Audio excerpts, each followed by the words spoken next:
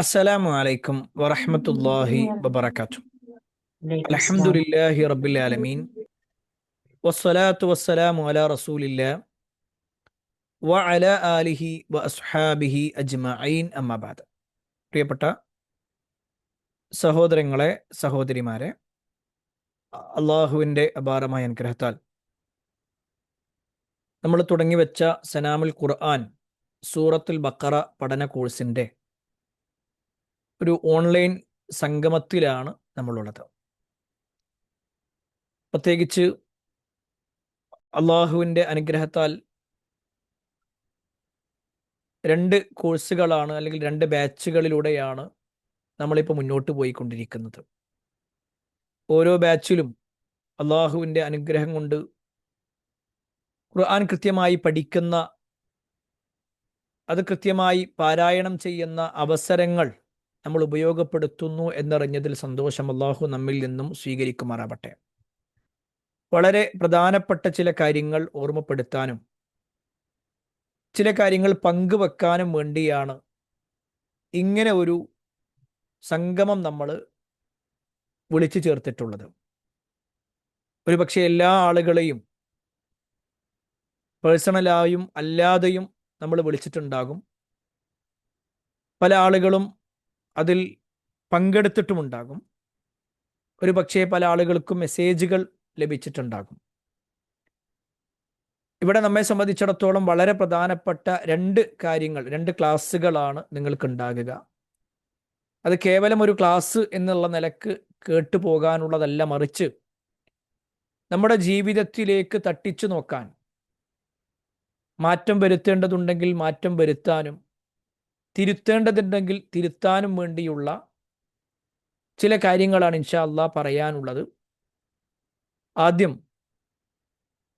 നമ്മുടെ മദ്രസയുടെ പ്രിൻസിപ്പളും അതുപോലെ തന്നെ നമ്മുടെ TTC കോഴ്സിൻ്റെ അധ്യാപകനുമൊക്കെ ആയിട്ടുള്ള, ഇപ്പോൾ റിയാദിൽ ദാഇയായി നിൽക്കുന്ന അബ്ദുള്ള ലഹിക്കമിയുടെ ഒരു സംസാരം നിങ്ങൾ കേൾക്കുക. പ്രത്യേകിച്ച് ദീനി പഠനവുമായി ബന്ധപ്പെട്ടുകൊണ്ടും ഖുർആൻ പഠനത്തിൻ്റെ പ്രാധാന്യത്തെക്കുറിച്ചുമൊക്കെ ഒരുപക്ഷെ നമ്മൾ ഇത്ര കാലം ചെയ്തുകൊണ്ടിരിക്കുന്നതും ഇനി ചെയ്യാനിരിക്കുന്നതുമായ ആ ഒരു പ്രവർത്തനം എത്രത്തോളം വലിയ പുണ്യമുള്ള കാര്യമാണ്, അതിലൂടെ നമുക്ക് ലഭിക്കാനുള്ള നേട്ടങ്ങൾ എന്തൊക്കെയാണ് എന്ന് വളരെ ഹ്രസ്വമായിക്കൊണ്ട് ഇൻഷാ അല്ലാഹ് അദ്ദേഹം ചില വാചകങ്ങൾ ഉദ്ധരിച്ചുകൊണ്ട് നമ്മെ അറിയിക്കുന്നതായിരിക്കും. അതിനുശേഷം ഇൻഷാ അല്ലാഹ് വളരെ പ്രധാനപ്പെട്ട ചില കാര്യങ്ങൾ, പ്രത്യേകിച്ച് നമ്മളെല്ലാവരും ഖുർആൻ പഠിക്കുന്നു, പക്ഷേ ചില സമയത്തെങ്കിലും നമ്മൾ അതിൽ നിന്ന് വിട്ടുപോകുന്നു, അല്ലെങ്കിൽ അത് പൂർത്തീകരിക്കാൻ സാധിക്കുന്നില്ല. ചിലതൊക്കെ നമുക്ക് തുടർത്തി കൊണ്ടുപോകാൻ കഴിയുന്നില്ല. എന്താണ് പരിഹാരം? ആ ഒരു പരിഹാരവുമായി ബന്ധപ്പെട്ടുകൊണ്ടുള്ള ചില കാര്യങ്ങൾ ഇൻഷാ അല്ലാഹ് അദ്ദേഹത്തിൻ്റെ സംസാരത്തിന് ശേഷം ഞാനും നിർവഹിക്കുന്നതായിരിക്കും. പൂർണ്ണമായി ഇതിൻ്റെ ഈ ഒരു സംഗമം അവസാനിക്കുന്നത് വരെ നിങ്ങൾ ഉണ്ടാവണമെന്ന് പ്രത്യേകം ഓർമ്മപ്പെടുത്തുകയാണ്. ഈ ഒരു സംഗമത്തിൽ എല്ലാവരെയും സ്വാഗതം ചെയ്യുന്നതോടൊപ്പം ആദ്യമായി വിഷയം അവതരിപ്പിച്ച് സംസാരിക്കാനായി അബ്ദുള്ള ലഹിക്കമിയെ ആദരപൂർവ്വം ക്ഷണിച്ചുകൊള്ളുന്നു.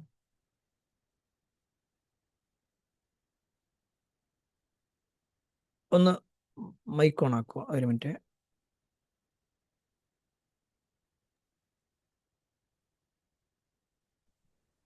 അസ്സലാമു അലൈക്കും വറഹ്മത്തുള്ളാഹ്. സൗണ്ട് ക്ലിയർ ആണോ? അതെ. ബിസ്മില്ലാഹി അൽഹംദുലില്ലാഹ് അല്ലദീ ഹദാനാ ലിഹാദാ വമാ കുന്നാ ലിനഹ്തദിയ ലൗലാ അൻ ഹദാനല്ലാഹ്. അല്ലാഹുമ്മ സ്വല്ലി അലാ മുഹമ്മദിൻ വഅലാ ആലി മുഹമ്മദ് കമാ സ്വല്ലൈത അലാ ഇബ്രാഹീമ വഅലാ ആലി ഇബ്രാഹീം ഇന്നക ഹമീദും മജീദ്. അല്ലാഹുമ്മ ബാരിക് അലാ മുഹമ്മദിൻ വഅലാ ആലി മുഹമ്മദ് കമാ ബാറക്ത അലാ ഇബ്രാഹീമ വഅലാ ആലി ഇബ്രാഹീം إنك حميد مجيد. أما بعد فإن خير الكلام كلام الله وخير الهدي هدي محمد صلى الله عليه وسلم وشر الأمور محدثاتها وكل محدثة بدعة وكل بدعة ضلالة وكل ضلالة في النار. أعوذ بالله من الشيطان الرجيم. بسم الله الرحمن الرحيم. يا أيها الذين آمنوا اتقوا الله حق تقاته ولا تموتن إلا وأنتم مسلمون. സ്നേഹം നിറഞ്ഞ സത്യവിശ്വാസി വിശ്വാസിനികളെ, സഹോദരി സഹോദരന്മാരെ, സാദ് ഓൺലൈൻ അക്കാഡമി സംഘടിപ്പിക്കുന്ന സലാമുൽ ഖുർആൻ എന്ന ഓൺലൈൻ ക്ലാസ്സിൽ പങ്കെടുക്കുന്ന വിദ്യാർത്ഥികളും വിദ്യാർത്ഥിനികളുമാണ് എൻ്റെ സംസാരം കേട്ടുകൊണ്ടിരിക്കുന്നത്. അല്ലാഹു സുബ്ഹാനഹു വ തആല ദീൻ അധികമായി പഠിക്കാനും പഠിക്കുന്ന കാര്യങ്ങൾ ജീവിതത്തിന്റെ മേഖലയിലേക്ക് കൊണ്ടുവരുവാനും റഹ്മാനായ റബ്ബ് തൗഫീക്ക് നൽകി അനുഗ്രഹിക്കുമാറാകട്ടെ. ഈ ഓൺലൈൻ സംഗമം അള്ളാഹു ഒരു സ്വാലിഹായ സൽക്കർമ്മമായി നമ്മളിൽ നിന്ന് സ്വീകരിക്കുകയും ചെയ്യുമാറാകട്ടെ. മതപഠനത്തിന്റെ പ്രാധാന്യം അല്ലെങ്കിൽ ദീനി പഠനത്തിൽ മുൻഗാമികളായ ആളുകളൊക്കെ ശ്രദ്ധിച്ച അതുമായി ബന്ധപ്പെട്ട ചില കാര്യങ്ങളാണ് എന്നോട് സൂചിപ്പിക്കാൻ ആവശ്യപ്പെട്ടിട്ടുള്ളത്. പക്ഷെ അള്ളാഹ് വളരെ കുറച്ച് സമയം നാം മനസ്സിലാക്കേണ്ട ഏറ്റവും സുപ്രധാനമായ ചില കാര്യങ്ങൾ മാത്രം സൂചിപ്പിക്കാനാണ് ഉദ്ദേശിക്കുന്നത്. കാര്യങ്ങൾ യഥാവിധി പറയാനും പറയുന്ന കാര്യങ്ങളെ ജീവിതത്തിന്റെ മേഖലയിലേക്ക് കൊണ്ടുവരുവാനും പറയുന്ന എനിക്കും കേൾക്കുന്ന നിങ്ങൾക്കും റഹ്മാനായ റബ്ബ് തൗഫീക്ക് നൽകി അനുഗ്രഹിക്കുമാറാകട്ടെ. താബിഈങ്ങളുടെ കൂട്ടത്തിൽ അറിയപ്പെട്ട താബിഈ പണ്ഡിതനായിരുന്നു അതാ ഇബ്നു അബി റബാഹ് റഹ്മഹുല്ലാഹ്. ഈ അതാഇന്റെ ചരിത്രം വായിക്കുമ്പോൾ കാണാൻ കഴിയും, വളരെ പൊക്കം കുറഞ്ഞ കറുത്ത ചുണ്ടുകളുള്ള കാണാൻ തീരെ ഭംഗിയില്ലാത്ത ശരീരപ്രകൃതത്തിന്റെ ഉടമയായിരുന്നു അതാ റഹ്മഹുല്ലാഹ്. അഥവാ നമ്മൾ മുട്ടുകുത്തി നിൽക്കുകയും അതാ റഹ്മഹുല്ലാഹ് എണീറ്റ് നിൽക്കുകയും ചെയ്താൽ ഉയരം നമ്മളായിരിക്കും, അത്രത്തോളം ഉയരം കുറവ്. അതേപോലെ തന്നെ കറുകറുത്ത ചുണ്ടുകളുള്ള കാണാൻ തീരെ ഭംഗിയില്ലാത്ത ശരീരപ്രകൃതമായിരുന്നു അദ്ദേഹത്തിൻ്റെത്. എല്ലാവരും അദ്ദേഹത്തെ അകറ്റുകയാണ് ചെയ്തിരുന്നത്, ആരും കൂടെ കൂട്ടിയിരുന്നില്ല. അപ്പൊ എന്നും വന്ന് ഉമ്മാനോട് പരാതി പറയും, ഉമ്മ ആരും എന്നെ പരിഗണിക്കണില്ല, എല്ലാ ആളുകളും എന്നെ അകറ്റി നിർത്തുകയാണ്. എന്റെ ഈ കറുത്ത രൂപവും എന്റെ ഈ പൊക്കയില്ലായ്മയും അതൊന്നും എന്റെ കാരണം കൊണ്ടുണ്ടായതല്ലല്ലോ, അള്ളാഹു സുബ്ഹാനഹു വ തആല എന്നെ സൃഷ്ടിച്ചത് തന്നെ ഈ രൂപത്തിലാണ്.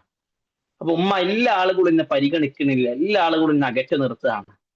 ഇത് വന്നിട്ട് ഉമ്മാനോട് ഇടക്കിടക്ക് വന്നിട്ട് ഇങ്ങനെ പരാതി പറയും. കൂട്ടുകാർ കൂടെ കൂട്ടാത്തത് കാണുമ്പോൾ, നാട്ടുകാരെ അകറ്റി നിർത്തുമ്പോൾ ഇങ്ങനെ അദ്ദേഹത്തിന്റെ മനസ്സ് വേദനിച്ച് ഉമ്മാനോട് വന്നിട്ട് പരാതി പറയും. അതാ റഹ്മത്തുള്ളാഹിന്റെ ഉമ്മ അദ്ദേഹത്തിന് കൊടുത്തൊരു ഉപദേശം ഉണ്ട്, മോനെ, ഉമ്മാന്റെ കുട്ടി ദീന് പഠിക്കുക, മതപരമായ അറിവ് നേടുക. ഈ ലോകത്തിലെ ഈ രാജ്യത്തിലെ രാജാവ് പോലും നിന്നെ തേടി വരുന്നൊരു കാലം വരാനുണ്ട്. അതുകൊണ്ട് നീ ദീന് പഠിക്കണം, മതപരമായ അറിവ് നേടണം. ഉമ്മ ഇങ്ങനെ ധാരാളമായി കൊണ്ട് ആ ഉപദേശങ്ങൾ ഇങ്ങനെ പറഞ്ഞു കൊടുത്തപ്പോ അത് അദ്ദേഹത്തിന്റെ മനസ്സിൽ സ്വാധീനം ഉണ്ടാവുകയും ദീന് പഠിക്കാൻ വേണ്ടി മക്കയിൽ ഇബ്നു അബ്ബാസ് റളിയല്ലാഹു അൻഹുവിന്റെ ദർസിലേക്ക് അദ്ദേഹം പോയി. അവിടെ ഇരുന്ന് ദീന് പഠിച്ച് വലിയ പണ്ഡിതനായിക്കൊണ്ട് മാറി. പിൽക്കാലത്ത് ആ കാലഘട്ടത്തിലെ ഖലീഫയായ ഭരണാധികാരിയായ സുലൈമാൻ ബിൻ അബ്ദുൽ മലിക് ഹജ്ജിന് വന്നപ്പോ ഹജ്ജിന്റെ മസ്അലയിൽ ഒരു സംശയം ഉണ്ടായി. അപ്പോ അദ്ദേഹം കൊട്ടാരത്തിലെ എല്ലാ പണ്ഡിതന്മാരോടും ആ ചോദ്യത്തിന് ഉത്തരം ചോദിച്ചു. പക്ഷെ ആർക്കും പരിപൂർണമായി കൊണ്ടും ഉത്തരം പറയാൻ കഴിയുന്നില്ല. അപ്പൊ സുലൈമാൻ ബിൻ അബ്ദുൽ മലിക് എന്ന് പറയുന്ന ഭരണാധികാരി അന്വേഷിച്ചു, ഇന്ന് ലോകത്ത് ജീവിച്ചിരിക്കുന്ന ഹജ്ജിന്റെ മസ്അല കൈകാര്യം ചെയ്യാൻ കഴിവുള്ള ഏറ്റവും വലിയ പണ്ഡിതൻ ആരാണ്? എല്ലാവരും ഒന്നടങ്കം പറഞ്ഞത് കറുത്ത വിരൂപിയായ വളരെ പൊക്കം കുറഞ്ഞ കാണാൻ തീരെ ഭംഗിയില്ലാത്ത അതാ ഇബ്നു അബി റബാഹ് റഹ്മത്തുള്ളാഹിന്റെ പേരാണ്. രാജാവ് ഭടന്മാരെ പറഞ്ഞയച്ചിട്ട് പിന്നെ അതാ റഹ്മത്തുള്ളാഹിയോട് കൊട്ടാരത്തിലേക്ക് വരാൻ വേണ്ടി പറഞ്ഞു.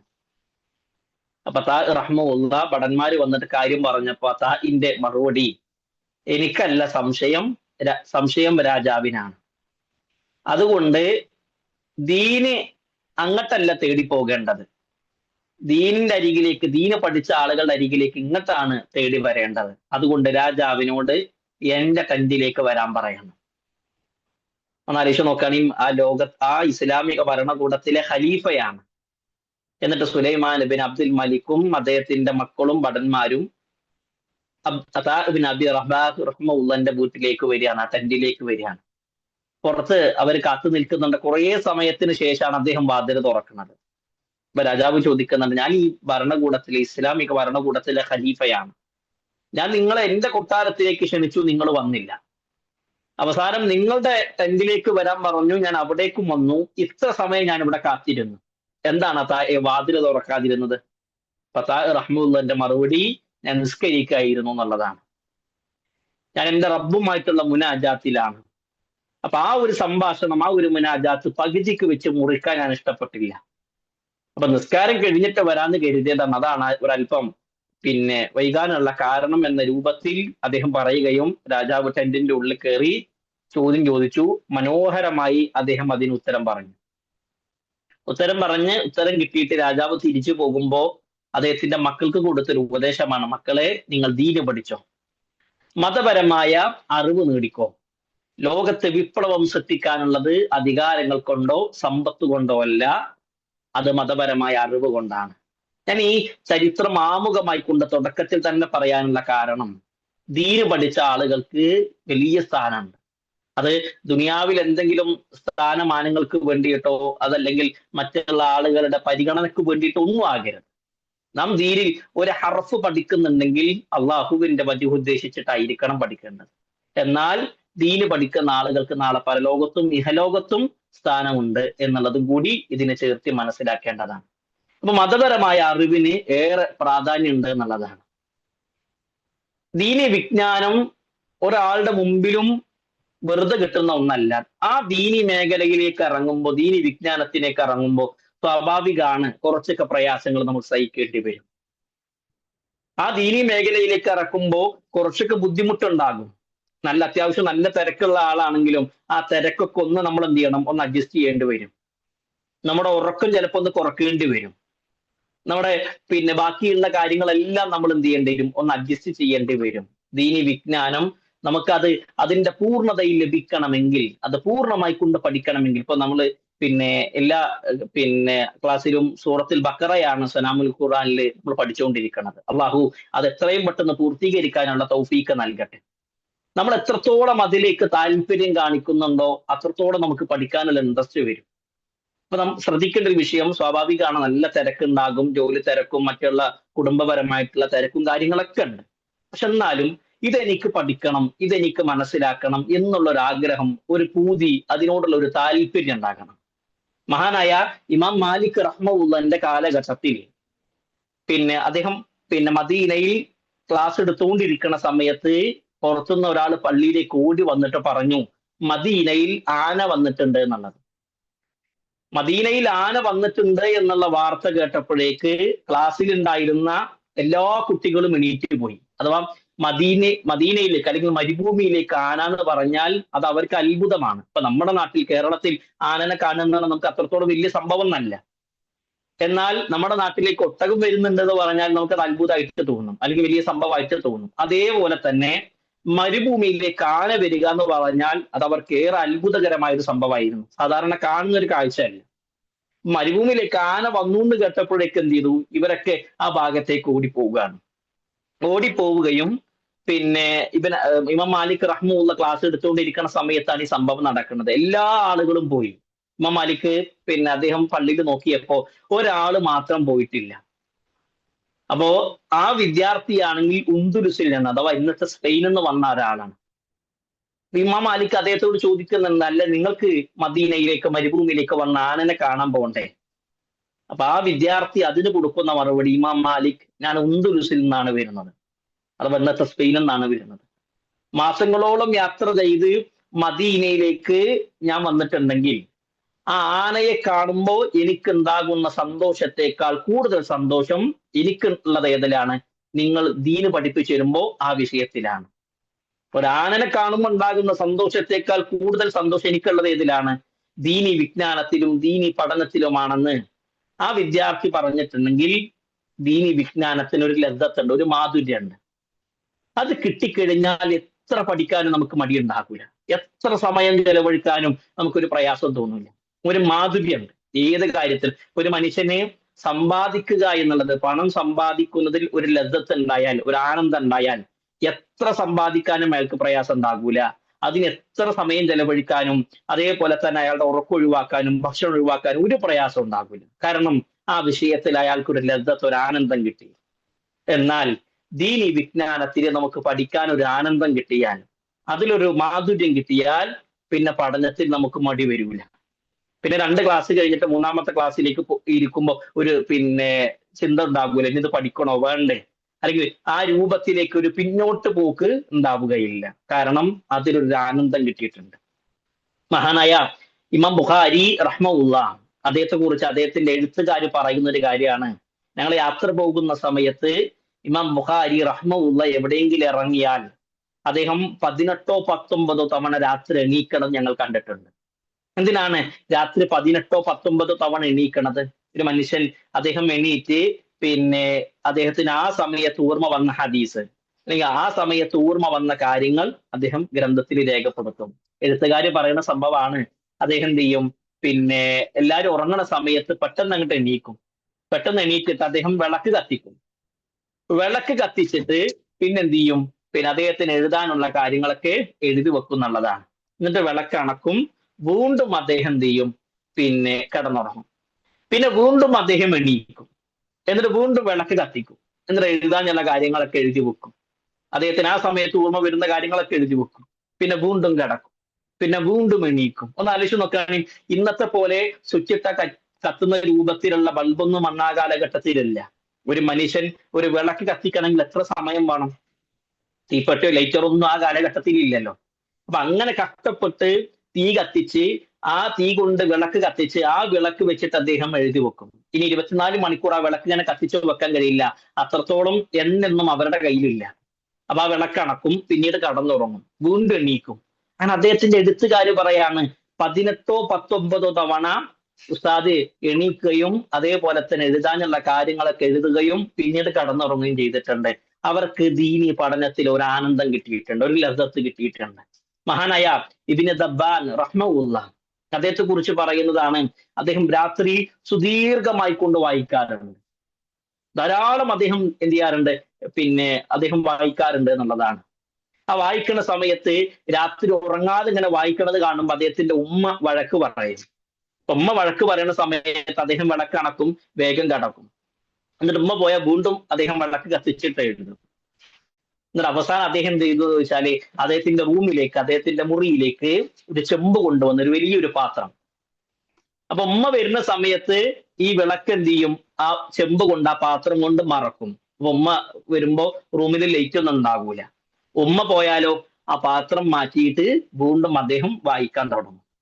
അപ്പൊ ഇങ്ങനൊക്കെ ഓരോ നമ്മുടെ മുൻഗാമികളായ ആളുകൾ പഠനത്തിൽ ഇത്രത്തോളം താല്പര്യം കാണിച്ചിട്ടുണ്ടെങ്കിൽ നമ്മളൊക്കെ ആലോചിക്കണം, നമ്മൾ ദീനി പഠനത്തിന് എന്ത് ത്യാഗമാണ് സഹിച്ചിട്ടുള്ളത്.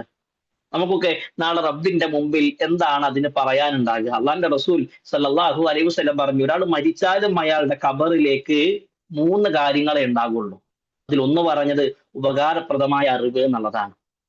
നമ്മൾ ഈ പഠിക്കുന്ന ഈ ഖുർആൻ, ഈ സൂറത്തുൽ ബഖറ, അത് വളരെ ആത്മാർത്ഥമായി കൊണ്ടാണെങ്കിൽ, നല്ലൊരു നീയത്തിലാണെങ്കിൽ, അള്ളാഹുവിന്റെ വജു ഉദ്ദേശിച്ചിട്ടാണെങ്കിൽ, നമ്മുടെ ഖബറിൽ നമുക്ക് രക്ഷക്കായി എത്തുന്നത് ഈ പഠനമായിരിക്കും എന്നുള്ളൊരു ബോധം എപ്പോഴും നമുക്ക് ഉണ്ടാകണം. അതുകൊണ്ട് ദീനി പഠനത്തിന്, അല്ലെങ്കിൽ പ്രത്യേകിച്ചും ഖുർആൻ പഠനത്തിന് ഏറെ പ്രാധാന്യമുണ്ട്. ഖുർആൻ പഠിക്കുന്ന, ഖുർആനിന്റെ വക്താക്കളായ ആളുകൾക്ക് 3 പ്രത്യേകതകളുണ്ട്. ഞാൻ അതുകൂടി പറഞ്ഞ് അവസാനിപ്പിക്കാണ്. അതില് ഒന്നാമതായി കൊണ്ട് സൂചിപ്പിക്കാനുള്ളത്, ഖുർആൻ പഠിക്കുന്ന ആളുകൾ അള്ളാഹുവിന്റെ അഹിലികാരാണ് എന്നുള്ളതാണ്. അള്ളാഹുവിന്റെ റസൂൽ സല്ലല്ലാഹു അലൈഹി വസല്ലം പറയാണ്, ഇന്ന ലില്ലാഹി അഹ്ലീന മിനന്നാസ്. സ്വഹാബത്തെ, അള്ളാഹുവിനെ ജനങ്ങളുടെ കൂട്ടത്തിൽ ചില അഹിലികാരായ, ചില വേണ്ടപ്പെട്ട, അള്ളാഹുവിന് ഏറ്റവും വേണ്ടപ്പെട്ട ചില ആളുകളുണ്ട്. ഇപ്പൊ സ്വഹാബത്തിന്റെ ചോദ്യം, അള്ളാഹിന്റെ റസൂലെ, ആരാണ് ജനങ്ങളുടെ കൂട്ടത്തിൽ അള്ളാഹുവിന്റെ അഹിലുകാരായ ആളുകൾ? നബി സല്ലല്ലാഹു അലൈഹി വസല്ലം പറയാണ്, ഹും അഹ്ലുൽ ഖുർആൻ, ഖുർആൻ പഠിച്ച ആളുകളാണ്. ഖുർആൻ ഓതുന്ന, ഖുർആനിന്റെ വക്താക്കളായ ആളുകളാണ് അള്ളാഹുവിന്റെ അഹിലുകാരായ ആളുകൾ. നമ്മുടെ നാട്ടിൽ അറിയപ്പെട്ടൊരു രാഷ്ട്രീയക്കാരൻ ഒരു അറിയപ്പെട്ട ഒരു നേതാവ്, നമ്മുടെ ബന്ധുവാണ്, നമ്മുടെ കുടുംബക്കാരനാണ്, അയാളുടെ ഓഫീസിലേക്ക് ഒരു അപ്പോയിന്റ്മെന്റ് എടുക്കാതെ കയറി ചെല്ലാൻ നമുക്ക് പറ്റുന്ന ഒരു അവസ്ഥ ഉണ്ടെങ്കിൽ നമ്മൾ അതിൽ അഭിമാനം കൊള്ളാറുണ്ട്. എന്നാൽ ലോകത്തിന്റെ രക്ഷിതാവായ റഹ്മാനും റഹീമുമായ അള്ളാഹുവിന്റെ അഹിലുകാരാണ് ഖുർആൻ പഠിക്കുന്ന ഖുർആൻ വക്താക്കളായ ആളുകൾ. വേറെ സ്ഥാനമുണ്ട്. ഖുർആൻ പഠിക്കുന്ന ആളുകൾ ശ്രദ്ധിക്കേണ്ട ഒന്നാമത്തെ പോയിന്റ് അവർ അള്ളാഹുവിന്റെ അഹിലുകാരാണ് എന്നുള്ളതാണ്. രണ്ടാമതായി കൊണ്ട് മനസ്സിലാക്കാനുള്ള രണ്ടാമത്തെ ഒരു പോയിന്റ്, ഖുർആൻ പഠിക്കുന്ന ആളുകൾക്ക് നാളെ പരലോകത്ത് അള്ളാഹുവിന്റെ അരികിൽ അതിനുള്ള പ്രതിഫലമുണ്ട്. റസൂലുള്ളാഹി സ്വല്ലല്ലാഹു അലൈഹി വസല്ലം പറഞ്ഞു, ഓരോ ഹർഫിനും ഓരോ അക്ഷരത്തിനും 10 കൂലിയാണ്. എന്നിട്ട് പറയാണ് അലിഫ് ലാം മീം എന്നുള്ളത് ഒരു ഹർഫല്ല, ഒരു അക്ഷരമല്ല. അലിഫ് ഒരു അക്ഷരാണ്, ലാം ഒരു അക്ഷരാണ്, മീം ഒരു അക്ഷരാണ്. അപ്പൊ ഒരു അക്ഷരത്തിന് 10 കൂലിയാണെങ്കിൽ അലിഫ് ലാം മീം എന്ന് പറയുമ്പോഴേക്ക് 30 കൂലിയാണ് റസൂലുള്ളാഹി സ്വല്ലല്ലാഹു അലൈഹി വസല്ലം പറയുന്നത് എന്നുള്ളതാണ്. അപ്പോ നാം മനസ്സിലാക്കേണ്ടത് എല്ലാ ദിവസവും നമ്മൾ 17 തവണ നിർബന്ധമായും ചൊല്ലുന്ന സൂറത്തുൽ ഫാത്തിഹയിൽ ഏകദേശം 139 അക്ഷരമുണ്ട്. ഒരക്ഷരത്തിന് 10 കൂലിയാണെങ്കിൽ 1390 പ്രതിഫലാണ് നമുക്ക് ലഭിക്കുന്നത്. സൂറത്തുൽ ഇഖ്ലാസിൽ 47 അക്ഷരാണ്. ഒരക്ഷരത്തിന് 10 കൂലിയാണെങ്കിൽ 470 പ്രതിഫലാണ് ആ സൂറത്ത് പാരായണം ചെയ്യുമ്പോൾ നമുക്ക് ലഭിക്കുന്നത്. അതുകൊണ്ട് ഈ ഒരു വിഷയത്തിന്റെ പ്രാധാന്യം നമ്മൾ മനസ്സിലാക്കണം. ഞാൻ പറഞ്ഞു വന്നത് രണ്ടാമത്തെ പോയിന്റ്, ഖുർആൻ പഠിക്കുന്ന ആളുകൾക്കുള്ള രണ്ടാമത്തെ പോയിന്റ്, അവർക്ക് നാളെ പരലോകത്ത് അതിന്റെ പ്രതിഫലമുണ്ട്. ഇഹലോകത്തും ഖുർആൻ പഠിച്ച ആളുകൾക്ക് അതിന്റെ സ്ഥാനമുണ്ട്.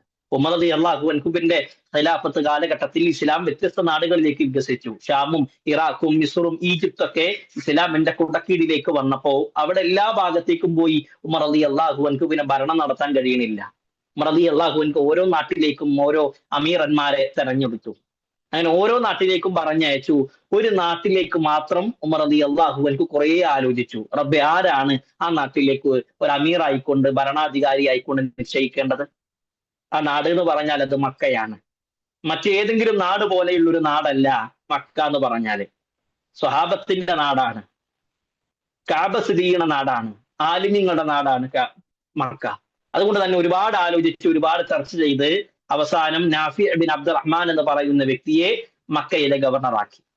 പിന്നീട് ഉമർ റളിയല്ലാഹു അൻഹു കുറച്ചു കാലങ്ങൾക്ക് ശേഷം മക്കന്റെയും മദീനന്റെയും ഇടയിലുള്ള സ്ഥലമായ അസ്ഫാൻ എന്ന് പറയുന്ന ഭാഗത്തേക്ക് ചെന്നപ്പോൾ ഈ നാഫി ബിൻ അബ്ദുറഹ്മാൻ അസ്ഫാനിലുണ്ട്. ഉമർ റളിയല്ലാഹു അൻഹുവിന്റെ ചോദ്യം, നാഫിയെ, ഞാൻ നിന്നെ എവിടുത്തെ ഗവർണറാക്കിയതാണ്? അദ്ദേഹം പറഞ്ഞു, മക്കയിലെ. പിന്നെ നീ എന്താണ് മക്ക വിട്ട് അസ്ഫാനിലേക്ക് വന്നിട്ടുള്ളത്? നാഫിന്റെ മറുപടി, ഞാൻ എനിക്ക് പകരം ഒരു നായിബായിക്കൊണ്ട് വേറൊരാളെ മക്കയിൽ നിശ്ചയിച്ചിട്ടുണ്ട്. എനിക്ക് പകരം ബാക്കിയുള്ള കാര്യങ്ങളും ഭരണകാര്യങ്ങളിൽ ഇടപെടാനും അവിടെയുള്ള തീർപ്പ് കൽപ്പിക്കാനും വേറൊരാളെ ഞാൻ നിശ്ചയിച്ചിട്ടുണ്ട്. അപ്പൊ ആരെയാണ് നീ നിശ്ചയിച്ചത്? അയാൾ നാഫി പറഞ്ഞു, അബ്ദുറഹ്മാൻ ഇബ്ൻ അബ്സ എന്ന് പറയുന്ന വ്യക്തിനെയാണ് ഞാൻ നിശ്ചയിച്ചത്. ഉമർ റളിയല്ലാഹു അൻഹുവിന് അത്രത്തോളം പരിചയമുള്ള ഒരു പേരൊന്നല്ല അത്. ആരാണ് അതെന്ന് ചോദിച്ചപ്പോ നാഫി കൊടുത്ത മറുപടി, മൗല മിൻ മവാലിഹിം, ഞങ്ങളുടെ അടിമകളുടെ കൂട്ടത്തിൽപ്പെട്ട ഒരു അടിമയാണ്. ഞങ്ങളുടെ അടിമകളുടെ കൂട്ടത്തിൽപ്പെട്ട ഒരു അടിമയാണ് നാഫി എന്നുള്ളത്, ഇബ്ൻ അബ്സ എന്നുള്ളത്. ഉമർ റളിയല്ലാഹു അൻഹുവിന് ആകെ ദേഷ്യമായി എന്നുള്ളതാ. കാരണം ഒരുപാട് ആലോചിച്ച് ഒരുപാട് ചർച്ച ചെയ്തിട്ടാണ് നാഫിനെ മക്കയിലെ ഗവർണറാക്കിയത്. എന്നിട്ട് നാഫി മക്ക വിട്ട് അസ്വാനിൽ വന്ന് പോട്ടെ, പകരം നല്ലൊരാളെ വെച്ചുകൂടായിരുന്നോ? ഒരു അടിമനെയാണ് വെക്കേണ്ടത്. എന്താണ് ഈ അബ്ദുറഹ്മാൻ ബിൻ അബ്സ എന്ന് പറയുന്ന വ്യക്തിക്കുള്ള പ്രത്യേകത? അപ്പൊ നാഫി കൊടുത്ത മറുപടിയാണ് ഉമർ റളിയല്ലാഹു അൻഹുവിനെ അടക്കിയത്. എന്താണ് നാഫി കൊടുത്ത മറുപടി? അന്നഹു ഖാരിഉൻ ലികിതാബില്ലാഹി വഅലിമുൻ ബിൽ ഫറായിദ്. ഇബ്ൻ അബ്സന്റെ പ്രത്യേകത, അദ്ദേഹം ഖുർആൻ നല്ല രൂപത്തിൽ പാരായണം ചെയ്യാൻ കഴിയുന്ന, അനന്തരാവകാശ നിയമ വിഷയത്തിൽ അപാര പാണ്ഡിത്യമുള്ള പണ്ഡിതനാണ്. 2 ക്വാളിറ്റിയാണുള്ളത്. ഒന്ന്, അദ്ദേഹത്തിന് ഖുർആൻ അറിയാം. 2, അദ്ദേഹത്തിന് ഫറായിദ് അറിയാം, അനന്തരാവകാശ നിയമം അറിയാം. അതറിയാന്ന് പറഞ്ഞപ്പോഴേക്ക് പിന്നെ ഉമർ റളിയല്ലാഹു അൻഹു ഒന്നും മിണ്ടിയില്ല. ഉമർ റളിയല്ലാഹു അൻഹു പിന്നീട് പറഞ്ഞൊരു വാക്ക്, ഇന്നല്ലാഹ യർഫഉ ബിഹാദൽ കിതാബി അഖ്വാമൻ വയളഉ ബിഹി ആഖരീൻ. അല്ലാഹു ഈ ഖുർആൻ കൊണ്ട് ഒരു വിഭാഗം ആളുകളെ ഉയർത്തും, മറ്റൊരു വിഭാഗം ആളുകൾ അല്ലാഹു താഴ്ത്തും ചെയ്യും.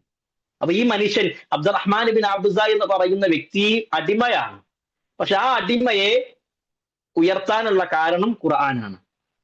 അപ്പോൾ നാം മനസ്സിലാക്കേണ്ടത്, ഖുർആനിന്റെ വക്താക്കളായിക്കൊണ്ട് മാറുമ്പോൾ രണ്ടാമത്തെ പോയിന്റ് ആയിക്കോട്ടെ പണ്ഡിതന്മാർ പറഞ്ഞത്, അവർക്ക് നാളെ പരലോകത്ത് അതിന്റെ പ്രതിഫലമുണ്ട്, ഇഹലോകത്ത് അത് പഠിച്ചതിനുള്ള സ്ഥാനം അവർക്ക് ലഭിക്കും. മൂന്നാമതായിക്കൊണ്ട് പറഞ്ഞ് അവസാനിപ്പിക്കാണ്, മൂന്നാമത്തെ പോയിന്റ്, ഒരു മനുഷ്യൻ മഹാനായ റസൂലുള്ളാഹി സ്വല്ലല്ലാഹു അലൈഹി വസല്ലമയുടെ കാലഘട്ടത്തിൽ ഉഹുദ് യുദ്ധത്തിലൊക്കെ 70ഓളം സ്വഹാബത്ത് ഷഹീദായി. അപ്പൊ ഒരേ ഖബറിലേക്ക് രണ്ടും മൂന്നും പേരെ ഇറക്കി വെക്കുമ്പോ സ്വഹാബത്ത് ചോദിക്കേണ്ടത്, നബിയെ ഈ കൂട്ടത്തിൽ ആദ്യം ഖബറിലേക്ക് ഇറക്കി വെക്കേണ്ടത് ആരെയാണ്? അള്ളാന്റെ റസൂലിന്റെ മറുപടി, ആ കൂട്ടത്തിൽ ഏറ്റവും കൂടുതൽ സമ്പത്തുള്ള ആള്, ഏറ്റവും കൂടുതൽ സ്ഥാനമാനമുള്ള ആള്, ഏറ്റവും കൂടുതൽ കുടുംബ മഹിമുള്ള ആള് എന്നതല്ല. പ്രവാചകന്റെ മറുപടി, ഈ കൂട്ടത്തിൽ ഏറ്റവും കൂടുതൽ ഖുർആൻ പഠിച്ച മയ്യത്ത് ഏതാണോ അവരുടെ മയ്യത്താണ് ആദ്യം ഇറക്കി വെക്കേണ്ടത്. അതിനെ തെളിവെടുത്ത് ആധുനിക കർമ്മശാസ്ത്ര പണ്ഡിതന്മാര് പറഞ്ഞു, ഒരുപാട് ആളുകൾ ഒരു എന്തെങ്കിലും മറ്റുള്ള പ്രയാസങ്ങൾ കൊണ്ട് ഒരു കാലഘട്ടത്തിൽ മരണപ്പെടുകയാണെങ്കിൽ ഒരേ ഖബറിലേക്ക് രണ്ടും മൂന്നും പേരെ ഇറക്കി വെക്കുന്ന സമയത്ത് അതിൽ ആദ്യം പരിഗണിക്കേണ്ടത് ഖുർആൻ പഠിച്ച ആളുകളെയാണ് എന്നുള്ളതാണ്. അതുകൊണ്ട് സഹോദരി സഹോദരന്മാരെ, നമ്മൾ പഠിക്കുന്നത് അല്ലാഹുവിന്റെ ഖുർആനാണ്. അതിനോട് എന്ത് ചെയ്യണം? ഒരു താല്പര്യം കാണിക്കണം.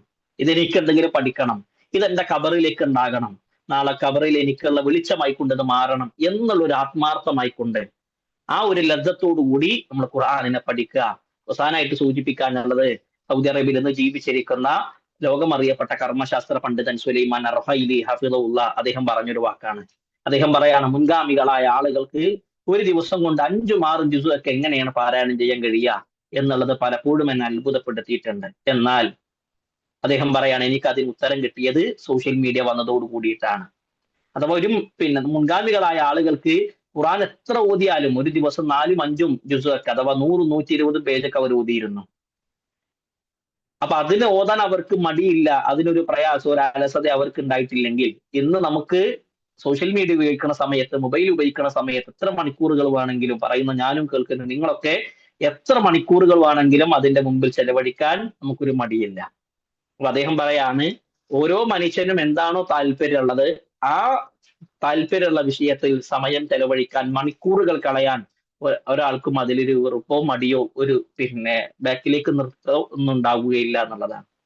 അതുകൊണ്ട് നമ്മൾ വളരെ ഗൗരവത്തിൽ ആലോചിക്കുക. അള്ളാഹുവിന്റെ ഖുർആനാണ് നമ്മൾ മനസ്സിലാക്കുന്നത്, അള്ളാഹുവിന്റെ കലാമാണ് നമ്മൾ പഠിക്കുന്നത്. ആ ഒരു താല്പര്യം ഉണ്ടാകണം. പ്രത്യേകിച്ചും സൂറത്തുൽ ബക്കറക്കൊക്കെ പ്രത്യേകത ആയിക്കൊണ്ട് അള്ളാന്റെ റസൂൽ സല്ലല്ലാഹു അലൈഹി വസല്ലം പറഞ്ഞു, സൂറത്തുൽ ബക്കറ പാരായണം ചെയ്യുന്ന വീട്ടിൽ നിന്ന് പിശാച് ഓടിപ്പോകുമെന്ന് റസൂലുള്ളാഹി സ്വല്ലല്ലാഹു അലൈഹി വസല്ലം പറഞ്ഞതായിക്കൊണ്ട് ഇമാം മുസ്ലിം റഹ്മഹുല്ലാഹ് റിപ്പോർട്ട് ചെയ്യുന്ന ഹദീസിൽ കാണാൻ കഴിയും. സൂറത്തുൽ ബക്കറയാണ് പഠിക്കുന്നത്.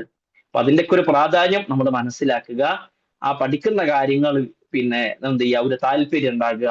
ഇതെനിക്ക് നാളെ പരലോകത്തിൽ ഒരു വെളിച്ചമായിക്കൊണ്ട്, ഒരു രക്ഷയായിക്കൊണ്ട് ഉണ്ടാകണമെന്ന രൂപത്തിൽ മനസ്സിലാക്കുക. റഹ്മാനായ റബ്ബ് ദീൻ അധികമായി പഠിക്കാനും പഠിക്കുന്ന കാര്യങ്ങൾ ജീവിതത്തിന്റെ മേഖലയിലേക്ക് കൊണ്ടുവരുവാനും പറയുന്ന എനിക്കും കേൾക്കുന്ന നിങ്ങൾക്കും തൗഫീഖ് നൽകി അനുഗ്രഹിക്കുമാറാകട്ടെ.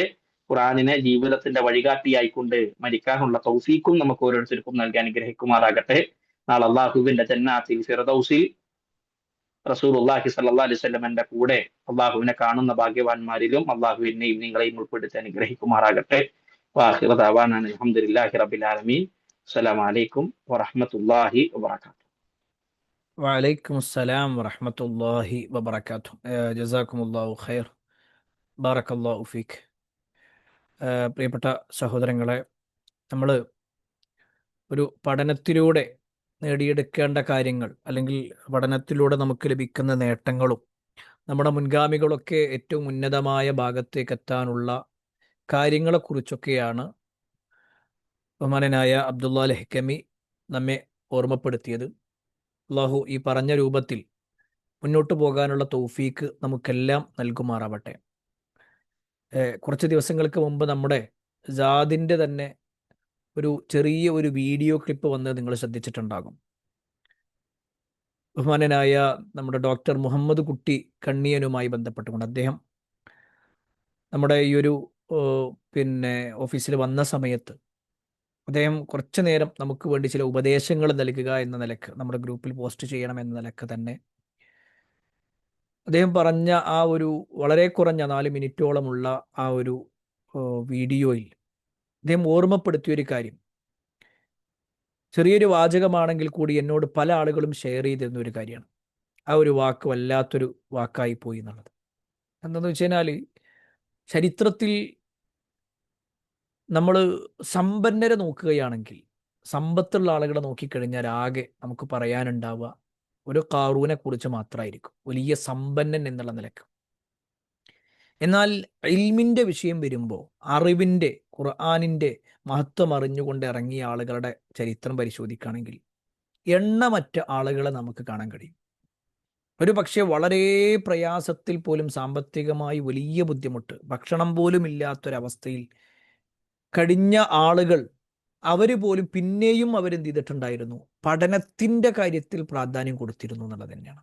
അപ്പോൾ പിന്നെ അബ്ദുള്ള ലഹിക്കമി പറഞ്ഞ ആ ഒരു വാചകം നമ്മൾ ഓരോരുത്തരും മനസ്സിലാക്കേണ്ട ഒരു വിഷയം കൂടിയാണ്. പ്രത്യേകിച്ച് അറിവിന് എത്രത്തോളം പ്രാധാന്യമുണ്ട് എന്നത് നമ്മെ ബോധ്യപ്പെടുത്തുന്ന ഒരു കാര്യമാണ്.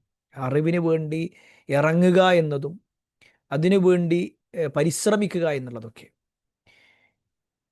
അപ്പോൾ നമുക്ക് കിട്ടുന്ന ആ അവസരങ്ങൾ നമ്മൾ പൂർണ്ണമായി കൊണ്ട് തന്നെ ഉപയോഗപ്പെടുത്തണം എന്നുള്ളതാണ് പ്രത്യേകം ഈ ഒരു വിഷയത്തിൽ ഓർമ്മപ്പെടുത്തി പറയാനുള്ളത്.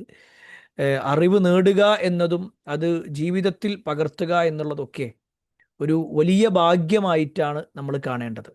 കാരണം ഇത് ഖുർആന്റെ വിഷയത്തിൽ മാത്രമല്ല, എല്ലാ അർത്ഥത്തിലും നമുക്ക് പല കാര്യങ്ങളും നേടുമ്പോൾ അത് നിസാരമായ ഒന്നല്ല. ഒരാൾ സമ്പത്ത് ഉണ്ടാക്കുമ്പോൾ നമ്മൾ പറയും അയാൾ വലിയ ഭാഗ്യവാനാണ്, അയാൾക്ക് ഒരുപാട് സമ്പത്തുണ്ട്. അല്ലെങ്കിൽ ഇപ്പോൾ ആ മത്സരത്തിലാണ് പല ആളുകളും ഒരു നേതാവായി കഴിഞ്ഞാൽ ഒരു വാർഡ് മെമ്പറൊക്കെ ആകുമ്പോഴേക്ക് തന്നെ വലിയൊരു ഭാഗ്യമായി. സത്യത്തിൽ ഒരു പക്ഷേ സാധാരണ ഒരാൾക്ക് കിട്ടുന്ന ഒരു വരുമാനം പോലും അവർക്കില്ല. പക്ഷെ എന്നിട്ടും അവരെക്കുറിച്ച് നമ്മൾ പറയും അവർ വലിയ ഭാഗ്യവാന്മാരാണ് എന്നാണെങ്കിൽ സത്യത്തിൽ ഏറ്റവും വലിയ ഭാഗ്യം ആർക്കാണ്? നമ്മുടെ മുൻഗാമികളുടെ ചരിത്രം നമ്മളിങ്ങനെ പരിശോധിക്കുമ്പോൾ അവരൊക്കെ എത്രത്തോളം അതിനു വേണ്ടി പരിശ്രമിച്ചിരുന്നു എന്നുള്ളത് ഓരോരുത്തരുടെയും ചരിത്രങ്ങളിലൂടെ നമുക്ക് കാണാൻ കഴിയും. കാരണം ഒരൊറ്റ ഹദീസിന്റെ വിഷയത്തിൽ തന്നെ കിലോമീറ്ററുകളോളം യാത്ര ചെയ്ത ആളുകളുണ്ട്. ഞാനൊരു ചെറിയൊരു ചരിത്രം ആ വിഷയത്തിലേക്ക് ചേർത്ത് പറയാം. ഒരു ഹദീസാണ്, നബി സല്ലല്ലാഹു അലൈഹി വസല്ലമയുടെ ഒരു ഹദീസാണ്. ഫസ്ലു മാ ബൈന സിയാമിന വ സിയാമി അഹ്ലിൽ കിതാബ് അക്ലത്തു സഹർ. നമ്മുടെയും അഹ്ലി കിതാബുകാരായ അഥവാ വേദക്കാരായ ആളുകളുടെയും നോമ്പ് തമ്മിലുള്ള വ്യത്യാസം എന്ന് പറഞ്ഞാൽ, നമ്മൾ നോമ്പെടുക്കുമ്പോൾ നമ്മൾ അത്താഴം കഴിക്കും, വേദക്കാരായ ആളുകൾ അത്താഴം കഴിക്കൂല. ഇതൊരു ഹദീസാണ്. ഈ ഒരു ഹദീസ് മഹാനായ സുഫിയാൻ സൗരി റഹ്മത്തുള്ളാഹി അലൈഹി അദ്ദേഹത്തിന്റെ ക്ലാസ്സിൽ പറയാണ്. അദ്ദേഹം ദർസ് എടുത്തുകൊണ്ടിരിക്കുമ്പോൾ പറയണം. അപ്പോൾ ആ ദർസിൽ അദ്ദേഹത്തിന്റെ ശിഷ്യനായിരുന്ന സെയ്ദ് ബിൻ ഹുബാബ് അൽ ഉഖലി റഹ്മഹുല്ല ഉണ്ടായിരുന്നു. അപ്പം അദ്ദേഹം അവിടെ ഇരിക്കുമ്പോൾ ഈ സുഫിയാൻ സൗരി റഹ്മത്തുള്ളാഹി അലൈഹി ഒരു ഹദീസ് പറഞ്ഞപ്പോൾ അദ്ദേഹത്തോട്, അതായത് സുഫിയാൻ സൗരിയോട് ഈ ഹദീസ് പറഞ്ഞ മറ്റൊരാൾ, അദ്ദേഹം മദീനയിൽ ഇപ്പുണ്ട് എന്നറിഞ്ഞു. അദ്ദേഹത്തിൻ്റെ പേര് ഉസാമത്ത് ബിൻ സെയ്ദ് എന്നാണ്. ഒരു ഹദീസ്, ഒരു ഹദീസ്, ഒറ്റ ഹദീസ് കേട്ടോ. ഇത് കേട്ടതും ഈ സെയ്ദ് ബിൻ ഹുബാബ് അൽ ഉഖലി റഹ്മഹുല്ല കൂഫയിൽ നിന്ന്, കൂഫ എന്ന് പറഞ്ഞാൽ ഇറാഖിലെ ഒരു സ്ഥലമാണ് കൂഫ. ഇറാഖിലെ കൂഫയിൽ നിന്ന് സൗദിയിലുള്ള മദീനയിലേക്ക് അദ്ദേഹം പുറപ്പെടുകയാണ്. അവിടുന്ന് തന്നെ പുറപ്പെട്ടു. ഇങ്ങനൊരു ഹദീസ് ഉണ്ടോ എന്ന് ഉറപ്പിക്കാൻ വേണ്ടിയിട്ട്. കാരണം ഒരു ഹദീസ് സ്വീകരിക്കുക എന്ന് പറഞ്ഞു കഴിഞ്ഞാൽ അങ്ങനെ പിന്നെ എവിടുന്നെങ്കിലും കേൾക്കണതല്ല, അവിടെ അത് എവിടുന്ന് നിങ്ങൾക്ക് കിട്ടി എന്ന് അന്വേഷിക്കാൻ കൂടിയാണ്. അങ്ങനെ സെയ്ദ് ബിൻ ഉസാമത്ത് ബിൻ സെയ്ദിനെ കാണാൻ വേണ്ടി സെയ്ദ് ബിൻ ഹുബാബ് അൽ ഉഖലി കൂഫയിൽ നിന്ന് മദീനയിലെത്തി. മദീനയിലെത്തി ഈ സെയ്ദിനോട് അല്ലെങ്കിൽ ഉസാമത്ത് ബിൻ സെയ്ദിനോട് സംസാരിക്കുമ്പോൾ ഉസാമത്ത് ബിൻ സെയ്ദ് പറയാണ്, എനിക്ക് ഈ ഹദീസ് പറഞ്ഞു തന്നത് ഈജിപ്തിലുള്ള മൂസ ബിൻ ഉലയ്യാണ്. അദ്ദേഹം ഇപ്പോൾ ഈജിപ്തിലുണ്ട്, വേണമെങ്കിൽ നിങ്ങൾക്ക് അവരോട് വേണമെങ്കിലും പോയി ചോദിക്കാം. അതായത് ഇത് എവിടുന്ന് കിട്ടിയെന്ന് അന്വേഷിക്കാൻ വേണ്ടിയിട്ട്. ചരിത്രത്തിൽ കാണാൻ പറ്റും ഈ സെയ്ദ് ബിൻ ഹുബാബ് അൽ ഉഖലി റഹ്മഹുല്ല മദീനയിൽ നിന്ന് പിന്നെ ഈജിപ്തിലേക്ക് പോവുകയാണ്. മറ്റൊരു രാജ്യം, അതായത് ഇറാഖിൽ നിന്ന് സൗദിയിലേക്ക് വന്നു, സൗദിയിൽ നിന്ന് ഈജിപ്തിലേക്ക് ആയിരക്കണക്കിന് കിലോമീറ്റർ യാത്ര ചെയ്യാണ് ഒരൊറ്റ ഹദീസിന് വേണ്ടിയിട്ട്. ഒരൊറ്റ ഹദീസ്. ആ ഹദീസ് അതുണ്ട് എന്ന് ബോധ്യപ്പെട്ടു. അദ്ദേഹം എന്ത് ചെയ്തു? അത് രേഖപ്പെടുത്തി. ഇതാണ് നമ്മുടെ ഹദീസിന്റെ ചരിത്രങ്ങളെ പറയുന്നത്. ഹദീസ് ഇങ്ങനെയാണ് കിട്ടിയിട്ടുള്ളത്. ഓരോരുത്തരും അങ്ങനെ ഇറങ്ങിയതാ. ആ ഒരു ഹദീസ് ഇപ്പൊ നമ്മൾ പാരായണം ചെയ്യുന്നുണ്ട്, നമ്മൾ പല ഖുത്തുബകളിലും പറയുന്നുണ്ട്. ഇനിയിപ്പോൾ ഇതാ റമദാൻ വരുന്നുണ്ട്, റമദാനിൽ കർമ്മശാസ്ത്രപരമായ വിഷയങ്ങളൊക്കെ പറയുമ്പോൾ ഈ ഒരു ഹദീസ് പറയാറുണ്ട്. നമ്മളൊന്ന് ആലോചിച്ച് നോക്ക്, അതിപ്പോൾ ഒരു ഹദീസല്ലേ എന്ന് പറഞ്ഞിട്ട് ഒരിക്കലിരുന്നാൽ മതി. പക്ഷേ അത് എവിടുന്ന് കിട്ടി, ആര് പറഞ്ഞു എന്ന് അന്വേഷിച്ച് അവർ പുറപ്പെട്ടു. അതുകൊണ്ട് എന്തുണ്ടായി എന്നറിയോ? അതുകൊണ്ട് ലഭിച്ച നേട്ടം എന്താണെന്നും കൂടി പറഞ്ഞുതരാം. നമുക്ക് ആ ഹദീസ് കിട്ടി എന്നുള്ളതല്ല, അതൊക്കെ ഒരു നേട്ടം തന്നെ. പക്ഷെ നിങ്ങളൊന്ന് ആലോചിച്ച് നോക്ക്, ഈ സെയ്ദ് ബിൻ ഹുബാബ് അൽ ഉഖലി റഹിമഹുല്ല ഇറാഖിലെ കൂഫ എന്ന് പറയുന്ന പ്രദേശത്തെ ഏതോ ഒരു പള്ളിയിൽ നിന്ന് സുഫിയാൻ സൗരിയുടെ ഒരു വാചകം കേട്ട് തൻ്റെ വീട്ടിലേക്ക് തിരിച്ചു പോയിരുന്നെങ്കിൽ, ഈ ഹദീസ് കേട്ട് നേരെ തിരിച്ചു പോയിരുന്നെങ്കിൽ, ഒരു പക്ഷേ ഇന്ന് 1400 കൊല്ലങ്ങൾക്ക് ശേഷം ഈ കേരളത്തിലെ ഏതോ ഒരു ജില്ലയുടെ ഏതോ ഒരു മൂലയിൽ അല്ലെങ്കിൽ ലോകത്തിൻ്റെ ഏതോ ഭാഗത്ത് നിന്ന് നമ്മൾ നമ്മുടെ മൊബൈലിൽ ഇരുന്നു കൊണ്ട് ഈ ഒരു സംസാരം പറയുകയോ കേൾക്കുകയോ ചെയ്യുമായിരുന്നില്ല. അദ്ദേഹത്തിൻ്റെ പേര് അപ്രസക്തമായിരുന്നു. പക്ഷേ ആ പേര് പ്രസക്തമായത്, ആ പേര് ഇപ്പോഴും പറയാൻ സാധിക്കുന്നത്, ആ പേര് ഇപ്പോഴും ഗ്രന്ഥങ്ങളിൽ രേഖപ്പെടുത്തപ്പെടാൻ കാരണമായത് അദ്ദേഹത്തിൻ്റെ ആ ഒരു എഫേർട്ടാണ്. അത് നമ്മൾ മറക്കരുത്. ഞാനത് പറയാനുള്ള കാരണം, നമ്മളിപ്പോൾ അൽഹംദുലില്ലാ വലിയ ഒരു ഭാഗ്യത്തിലാണുള്ളത്. പ്രത്യേകിച്ച് നമ്മൾ ഇപ്പോൾ പിന്നെ അബ്ദുൽ ഉസ്താദ് പറഞ്ഞ പല ഹദീസുകളും നമ്മുടെ തുടക്കത്തിൽ സൂറത്തുൽ ബഖറയുമായി ബന്ധപ്പെട്ടുകൊണ്ടും ഖുർആൻ പഠനവുമായി ബന്ധപ്പെട്ടുകൊണ്ടൊക്കെ നമ്മൾ ചില കാര്യങ്ങളൊക്കെ സൂചിപ്പിച്ചിട്ടുണ്ടായിരുന്നു. എന്നാൽ വീണ്ടും വീണ്ടും ഇത് കേൾക്കുമ്പോൾ നമുക്ക് വീണ്ടും വീണ്ടും നമ്മുടെ ജീവിതത്തിൽ ഇങ്ങനെ കുറച്ചും കൂടി പഠിക്കണം, കുറച്ചും കൂടി മാറണം എന്നുള്ള ആ ഒരു ബോധ്യപ്പെടൽ കൂടി നമുക്കുണ്ടാക്കുന്നു എന്നത് വലിയ സന്തോഷമുണ്ടാക്കുന്ന ഒരു കാര്യമാണ്. എന്നാൽ അതിൻ്റെ കൂടെ നമ്മൾ മനസ്സിലാക്കേണ്ട ഒരു വളരെ പ്രധാനപ്പെട്ട ഒരു വിഷയമുണ്ട്. വളരെ പ്രധാനപ്പെട്ട വിഷയം എന്താണെന്ന് വെച്ച് കഴിഞ്ഞാൽ, ഇപ്പോൾ നമ്മൾ അൽഹംദുലില്ലാ ഏകദേശം 2 ബാച്ചുകളാണ് നമ്മുടെ മുന്നിലുള്ളത്. 2 ബാച്ചുകളുണ്ട്. ഒന്നാമത്തെ ബാച്ചിൽ 176 ആയത്തുകൾ, ഇപ്പോൾ ഇന്നലത്തോടുകൂടി 176 ആയത്തുകൾ പഠിച്ചു കഴിഞ്ഞു. ആ 176ഉം പഠിച്ച ആളുകൾ ഇതിലുണ്ട്. ഇന്നലെ പഠിച്ച കാര്യം ഇന്ന് ചൊല്ലിക്കൊടുത്ത ആളുകളുണ്ട്, അല്ലെങ്കിൽ അത് പഠിച്ചു വെച്ച ആളുകളുണ്ട്. അതല്ലെങ്കിൽ 150ലധികം പഠിച്ച ഒരുപാട് ആളുകളുണ്ട്. 100ലധികം പഠിച്ച 50ലധികം ആളുകളുണ്ട്. 100ലധികം ആയത്തുകൾ പഠിച്ച 50ലധികം ആളുകൾ. 50 ആയത്ത് പഠിച്ച 100ഓളം ആളുകളുണ്ട്. ഇത് ഒന്നാമത്തെ ബാച്ചിൻ്റെ കാര്യം ഞാൻ പറയുന്നത്. ഇനി രണ്ടാമത്തെ ബാച്ചിൽ എത്തിക്കഴിഞ്ഞാൽ ഏകദേശം 70ഓളം ആയത്തുകളായി അവരുടെ പഠനവും. അൽഹംദുലില്ലാ ഒരു ഭാഗത്ത് നോക്കിക്കഴിഞ്ഞാൽ വലിയ ഒരു ഖൈർ, ഓരോരുത്തരും ഇത് പഠിക്കുന്നു എന്നറിയുമ്പോഴുണ്ടാകുന്ന സന്തോഷം, അതൊരു ഭാഗത്ത് ഉണ്ട് എന്നുള്ളതൊരു സത്യമാണ്. അൽഹംദുലില്ലാ, അള്ളാഹു നമ്മിൽ നിന്നും സ്വീകരിക്കുമാറാവട്ടെ. രണ്ടാമത്തെ ഒരു കാര്യം എന്താണെന്ന് വെച്ച് കഴിഞ്ഞാൽ, ഇത് ചില ആളുകൾ പഠിക്കുന്നതിൻ്റെ അവസ്ഥകൾ ചില ആളുകളൊക്കെ നമ്മളോട് പേഴ്സണലായിട്ട് പറയാറുണ്ട്. ഞാനിതിനു മുമ്പും സൂചിപ്പിച്ചിട്ടുണ്ട്. എത്രത്തോളം എന്നാൽ, തൻ്റെ ഉമ്മയുമായി അല്ലെങ്കിൽ ഭർത്താവുമായി ഭാര്യയുമായിട്ടൊക്കെ ഹോസ്പിറ്റലിൽ പോയി അവിടെ നിൽക്കുന്ന സമയത്ത് പോലും ഖുർആൻ കൊണ്ടുപോയി ആ ഖുർആൻ നോക്കി പഠിച്ച ആളുകൾ, അല്ല പഠിക്കുന്ന ആളുകൾ നമ്മുടെ ഈ കൂട്ടത്തിലുണ്ട്. അതൊക്കെ ഒരു നിസ്സാരമായ കാര്യമല്ല കേട്ടോ,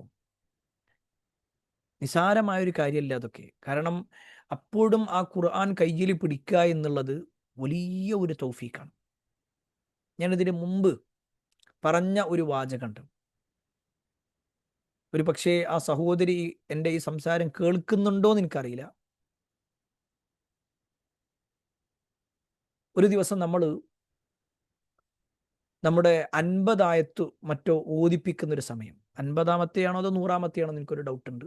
ഏതായിരുന്നാലും ആ ഒരു സമയം നമ്മൾ നാളെ ചൊല്ലിപ്പിക്കുക എന്ന് പറഞ്ഞപ്പോൾ ഒരു സഹോദരി നമ്മുടെ ടീച്ചറോട് കോണ്ടാക്ട് ചെയ്തു, മെൻറ്ററോട് കോണ്ടാക്ട് ചെയ്തിട്ട് പറഞ്ഞു, എന്നെ ഓതിപ്പിക്കു ചോദിച്ചു. അപ്പം ഞാൻ അവരെ കോണ്ടാക്ട് ചെയ്തു, എന്താണ് കാരണം എന്ന് അന്വേഷിച്ചപ്പോൾ അവർ പറഞ്ഞൊരു വാചകം ഉണ്ടായിരുന്നു. പ്രിയപ്പെട്ടവരെ, നമ്മൾ ഓരോരുത്തരും ഈ ഇരിക്കുന്ന മുഴുവൻ ആളുകളും കേട്ടോളി. ആ ഒരു സഹോദരിക്ക് പലപ്പോഴും എനിക്ക് ഓർമ്മ വരുന്ന സമയത്തെല്ലാം ഞാൻ അവർക്ക് വേണ്ടി പ്രാർത്ഥിക്കാറുണ്ട്. അള്ളാഹു സ്വീകരിക്കുമാറാവട്ടെ. ഞാനത് പറയാനുള്ള കാരണം കേട്ടോ, ആ സഹോദരി പറയാണ്, നിങ്ങൾ ഇന്നെന്ന് ഓദിപ്പിക്കുമോ, കാരണം നാളെ എനിക്ക് കീമോ ചെയ്യാനുള്ളതാണ്. എനിക്ക് കീമോ ചെയ്യാനുള്ളതാണ്. കീമോ ചെയ്യാന്ന് പറഞ്ഞു കഴിഞ്ഞാൽ എന്താ നിങ്ങൾക്ക് അറിയാലോ, ക്യാൻസർ ബാധിതയാണ് അവർ. അവരുടെ ശരീരത്തിൽ ക്യാൻസർ പിടിപെട്ട് അതിൻ്റെ ട്രീറ്റ്മെൻറ്റിലാണുള്ളത്. അപ്പോൾ കീമോ ചെയ്ത് കഴിഞ്ഞാൽ, ആ ഇഞ്ചക്ഷൻ അടിച്ചു കഴിഞ്ഞാൽ സ്വാഭാവികമായിട്ടും അവർ പറയാണ്, എൻ്റെ വായിൽ നിന്ന് ഇങ്ങനെ വെള്ളം വരാൻ തുടങ്ങും, നാവ് കുഴയാൻ തുടങ്ങും, പിന്നെ എനിക്ക് ഓതുമ്പോൾ അത് ക്ലിയർ ആയിട്ട് ഓതി കൊടുക്കാൻ കഴിയൂല. അതുകൊണ്ട് ഇന്നെ ഓദിപ്പിക്കോ. നമ്മളൊക്കെ ഒന്ന് ആലോചിച്ച് നോക്കിക്കഴിഞ്ഞാൽ നമുക്കൊക്കെ ചെറിയ ഒരു അസുഖം, ചെറിയൊരു പ്രയാസം വരുമ്പോഴേക്ക് വേഗം നമ്മളെ മനസ്സിൽ ചെയ്തട്ടെന്താണെന്നറിയോ, ആണ്ട് ഒഴിവായ മതി, ഇതിന്നുണ്ട് ഒഴിവായ മതി. വെറുതെ സമയം കളഞ്ഞിട്ട് കുറേ ഇങ്ങനെ ഇരുന്ന് കുറേ ഇരുന്ന് തലവേദന വെറുതെ ഒന്നുമല്ല ഉണ്ടായത്. നമ്മൾ കുടുംബത്തിൽ ഇങ്ങനെയൊക്കെ പ്രശ്നം ഉണ്ടാകുന്നത് ഇതിൻ്റെ കടിയിൽ ഇങ്ങനെ നിൽക്കണോണ്ടാണ്. വേഗം നമ്മളെ മനസ്സിൽ ചെയ്തട്ടിര. ദീനിൻ്റെ കാര്യങ്ങൾ എന്തെങ്കിലും ഉണ്ടെങ്കിൽ അതുകൊണ്ട് ഒഴിവാക്കാനാണ് പറയാം. ആ ഒരു ക്ലാസ് അതുകൊണ്ട് തൽക്കാലം ഒഴിവാക്കിക്കളാം. അല്ലെങ്കിൽ ആ ഒരു കല്യാണം വരുന്നുണ്ട്, എന്താ പിന്നെ ഇതുണ്ട് ഒഴിവാക്കിക്കളാം. അല്ലെങ്കിൽ അവിടെ ഒരു സൽക്കാരം വരുന്നുണ്ട്, വീട് പണിയല്ലേ നടക്കണത്, ഖുർആൻ ഓതി നടന്നാൽ ഇപ്പോൾ നടക്കുമോ? ഇല്ല. അതുകൊണ്ട് തൽക്കാലം ആ ക്ലാസ് ഉണ്ട്, പിന്നെയും പഠിക്കാമല്ലോ, നമുക്ക് പിന്നെയും പഠിക്കാമല്ലോ. എത്ര കാലമായത് നമ്മളോട് പറയാൻ തുടങ്ങിയിട്ട് ശൈത്താൻ നമ്മുടെ മുന്നിൽ ഇങ്ങനെ ഇട്ടുതരികയാണ്. അത് നമുക്ക് പിന്നെയും പഠിക്കാം. എന്ന് പഠിക്കും.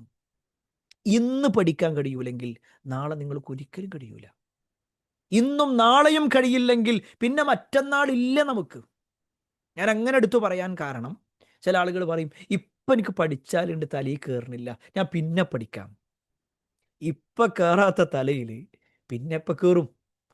ഓരോ കാലം കൂടുന്തോറും നമ്മുടെ ഓർമ്മശക്തി കൂടല്ല, കുറയാണ്. ഇന്നത്തെ ശാരീരികാവസ്ഥയല്ല, ഇന്നുള്ള സൗഖ്യം പോലും നാളെ ഉണ്ടാവില്ല, പിന്നെയും കുറയുണ്ടാവുക. എല്ലാം കുറഞ്ഞുകൊണ്ടിരിക്കുകയാണ്. എല്ലാം കുറഞ്ഞുകൊണ്ടിരിക്കുന്ന, സമയം കുറഞ്ഞുകൊണ്ടിരിക്കുന്ന, ആരോഗ്യം കുറഞ്ഞുകൊണ്ടിരിക്കുന്ന, ഓർമ്മശക്തി കുറഞ്ഞുകൊണ്ടിരിക്കുന്ന നമ്മൾ ഇപ്പം പറയണത് ഞാൻ പിന്നെ പഠിച്ചോളാം. ഉണ്ടാവില്ല. നിങ്ങൾ ഒഴിവാകുന്നതിലല്ല ഞാൻ പറയണത്, നമ്മുടെ മനസ്സിൽ ചെയ്ത്തട്ട് തരുന്ന കാര്യം ഞാൻ പറയണേ. പ്രിയപ്പെട്ടവർ, അവിടെ നമുക്ക് എന്ത് വെച്ചാൽ ചില ആളുകൾ എന്നോട് ഇങ്ങനെ പേഴ്സണലായിട്ട് പറഞ്ഞിരുന്നു, എനിക്ക് ഒഴിവാകണമെന്ന് ഒരിക്കലും ആഗ്രഹമല്ല, പക്ഷേ എനിക്കിത് കണ്ടിന്യൂ ചെയ്യുമ്പോൾ ചില തടസ്സങ്ങൾ വരുന്നുണ്ട്. അപ്പം എന്താ ചെയ്യുക? ഞാൻ ഇൻഷാ അല്ലാഹ് അതുമായി ബന്ധപ്പെട്ടുകൊണ്ട് വളരെ കുറഞ്ഞ കാര്യങ്ങൾ നിങ്ങൾ കഴിയുമെങ്കിൽ ഇതൊന്ന് നോട്ട് ചെയ്തിട്ട് തന്നെ പോകണം കേട്ടോ. നോട്ട് ചെയ്തു പോകുക. ഖുർആൻ പഠനം തുടർച്ചയായി കൊണ്ടുപോകാനുള്ള വഴി എന്താണ്? എല്ലാവരും ചോദിക്കുന്ന ഒരു കാര്യമാണ്. കാരണം എന്താ വെച്ചാൽ ഈ ഒരു വിഷയം തിരഞ്ഞെടുക്കാനുള്ള കാരണം കൂടി പറഞ്ഞുതരാം. നമ്മൾ ആവേശത്തിൽ ഇപ്പോൾ ആയത്തോ ഹദീസൊക്കെ കൊണ്ട് കേട്ട് കഴിഞ്ഞാൽ, അല്ലെങ്കിൽ ഇങ്ങനെ ഒരു കോഴ്സ് പറഞ്ഞു കഴിഞ്ഞാൽ ഞാൻ എന്തായാലും കയറട്ടെ എന്നൊക്കെ പറഞ്ഞ് നമ്മൾ എന്ത് ചെയ്യും? ആവേശത്തിൽ കയറും. പിന്നെ കുറച്ച് ദിവസം കഴിയുമ്പോൾ എന്തോ ഒരു കാരണത്താൽ ഒരു 4 ദിവസം നമുക്കിത് മിസ്സായി, അല്ലെങ്കിൽ ഒരാഴ്ച നമുക്കിത് പഠിക്കാൻ പറ്റിയില്ല. ഒന്നുകിൽ ഹോസ്പിറ്റൽ കേസായിരിക്കാം, അല്ലെങ്കിൽ ഒരു കല്യാണം വന്നതായിരിക്കാം, അതുമല്ലെങ്കിൽ പിന്നെ നമ്മളൊന്ന് നാട്ടിൽ നിന്ന് ഗൾഫിലേക്കോ അല്ലെങ്കിൽ ഗൾഫിൽ നിന്ന് നാട്ടിലേക്കോ വന്നതായിരിക്കാം, അല്ലെങ്കിൽ ഇതുപോലെ വീട് പണിയും മറ്റൊക്കെ ആയിട്ട് ഏതെങ്കിലും ഒരു സമയം കുറച്ച് നഷ്ടപ്പെട്ടതായിരിക്കാം. ഇങ്ങനെ തോന്നിക്കഴിഞ്ഞാൽ പിന്നെ ഉടനെ മനസ്സിലെന്താ തോന്നറിയോ? ഇനിയിപ്പോൾ എന്തായാലും ഇപ്പം തൽക്കാലം ഒഴിവാകുക, പിന്നെ നമുക്ക് എന്ത് ചെയ്യുക? പിന്നെ ചേരാം. അതായത് തുടർച്ച നഷ്ടപ്പെട്ടത് കൊണ്ട് തന്നെ പിന്നെ കണ്ടിന്യൂ ചെയ്യാൻ കഴിയൂല എന്ന് വിചാരിക്കുന്ന ആൾക്കാർ ഒരു വിഭാഗം. വേറെ ചില ആളുകൾ എങ്ങനെയാണെന്ന് വെച്ച് കഴിഞ്ഞാൽ, അവർക്ക് പിന്നെ ബാക്കിയുള്ള ആളുകളൊക്കെ ഏകദേശം 50 എത്തിയിട്ടുണ്ട്, ഞാൻ 20 എത്തിയിട്ടുള്ളൂ, എനിക്ക് ഓരോരുത്തർ പഠിക്കാൻ കഴിയണില്ല, ഓരെല്ലാവരും ഇങ്ങനെ പഠിച്ചു കൊണ്ട് എനിക്കെന്താ പറ്റണില്ലല്ലോ, അതുകൊണ്ട് തൽക്കാലം ഞാൻ എന്ത് ചെയ്യാണ്? ഞാൻ നിർത്തണം. ഞാൻ അങ്ങനെ ചിന്തിക്കുന്നവരോട് പറയട്ടെ, നിങ്ങൾ നിർത്തിയാൽ പഠിക്കാൻ പറ്റുമോ? അവർ 50 100 പഠിച്ചോട്ടെ, പക്ഷെ നമുക്ക് 20 ആയിക്കോട്ടെ, ഞാൻ നാളെ 21 പഠിക്കുന്ന തീരുമാനിക്കണ്ടേ? അല്ല, എനിക്ക് ഒരു 4 ദിവസം കൊണ്ട് ഒരായത്ത് പഠിക്കാൻ പറ്റുള്ളൂ എന്ന് അങ്ങനെ പഠിച്ചാൽ മതി. ഒന്നും പഠിക്കാതിരിക്കുന്നതിനേക്കാൾ നല്ലത് എന്തെങ്കിലും പഠിക്കലല്ലേ, കുറച്ചെങ്കിലും പഠിക്കലല്ലേ, ഒരായത്തെങ്കിലും പഠിക്കലല്ലേ. അതാ ഞാൻ പറഞ്ഞത്. നമ്മൾ പിന്നെ ഇപ്പോൾ പൊതുവേ നമ്മളിങ്ങനെ ഒരു സംഘടനാ പ്രവർത്തനങ്ങളിലേക്കൊക്കെ എത്തുമ്പോൾ ചില ആൾക്കാർ പറയും, ഞങ്ങളുടെ നാട്ടിൽ ഞാൻ ഒറ്റക്കുള്ളൂ, പിന്നെ ഇപ്പം അതെങ്ങനെ നടക്കുകയാണ്, അതുകൊണ്ട് ഞാൻ ഒന്നിനും നടത്തില്ല, ഒരു പരിപാടിക്കില്ല.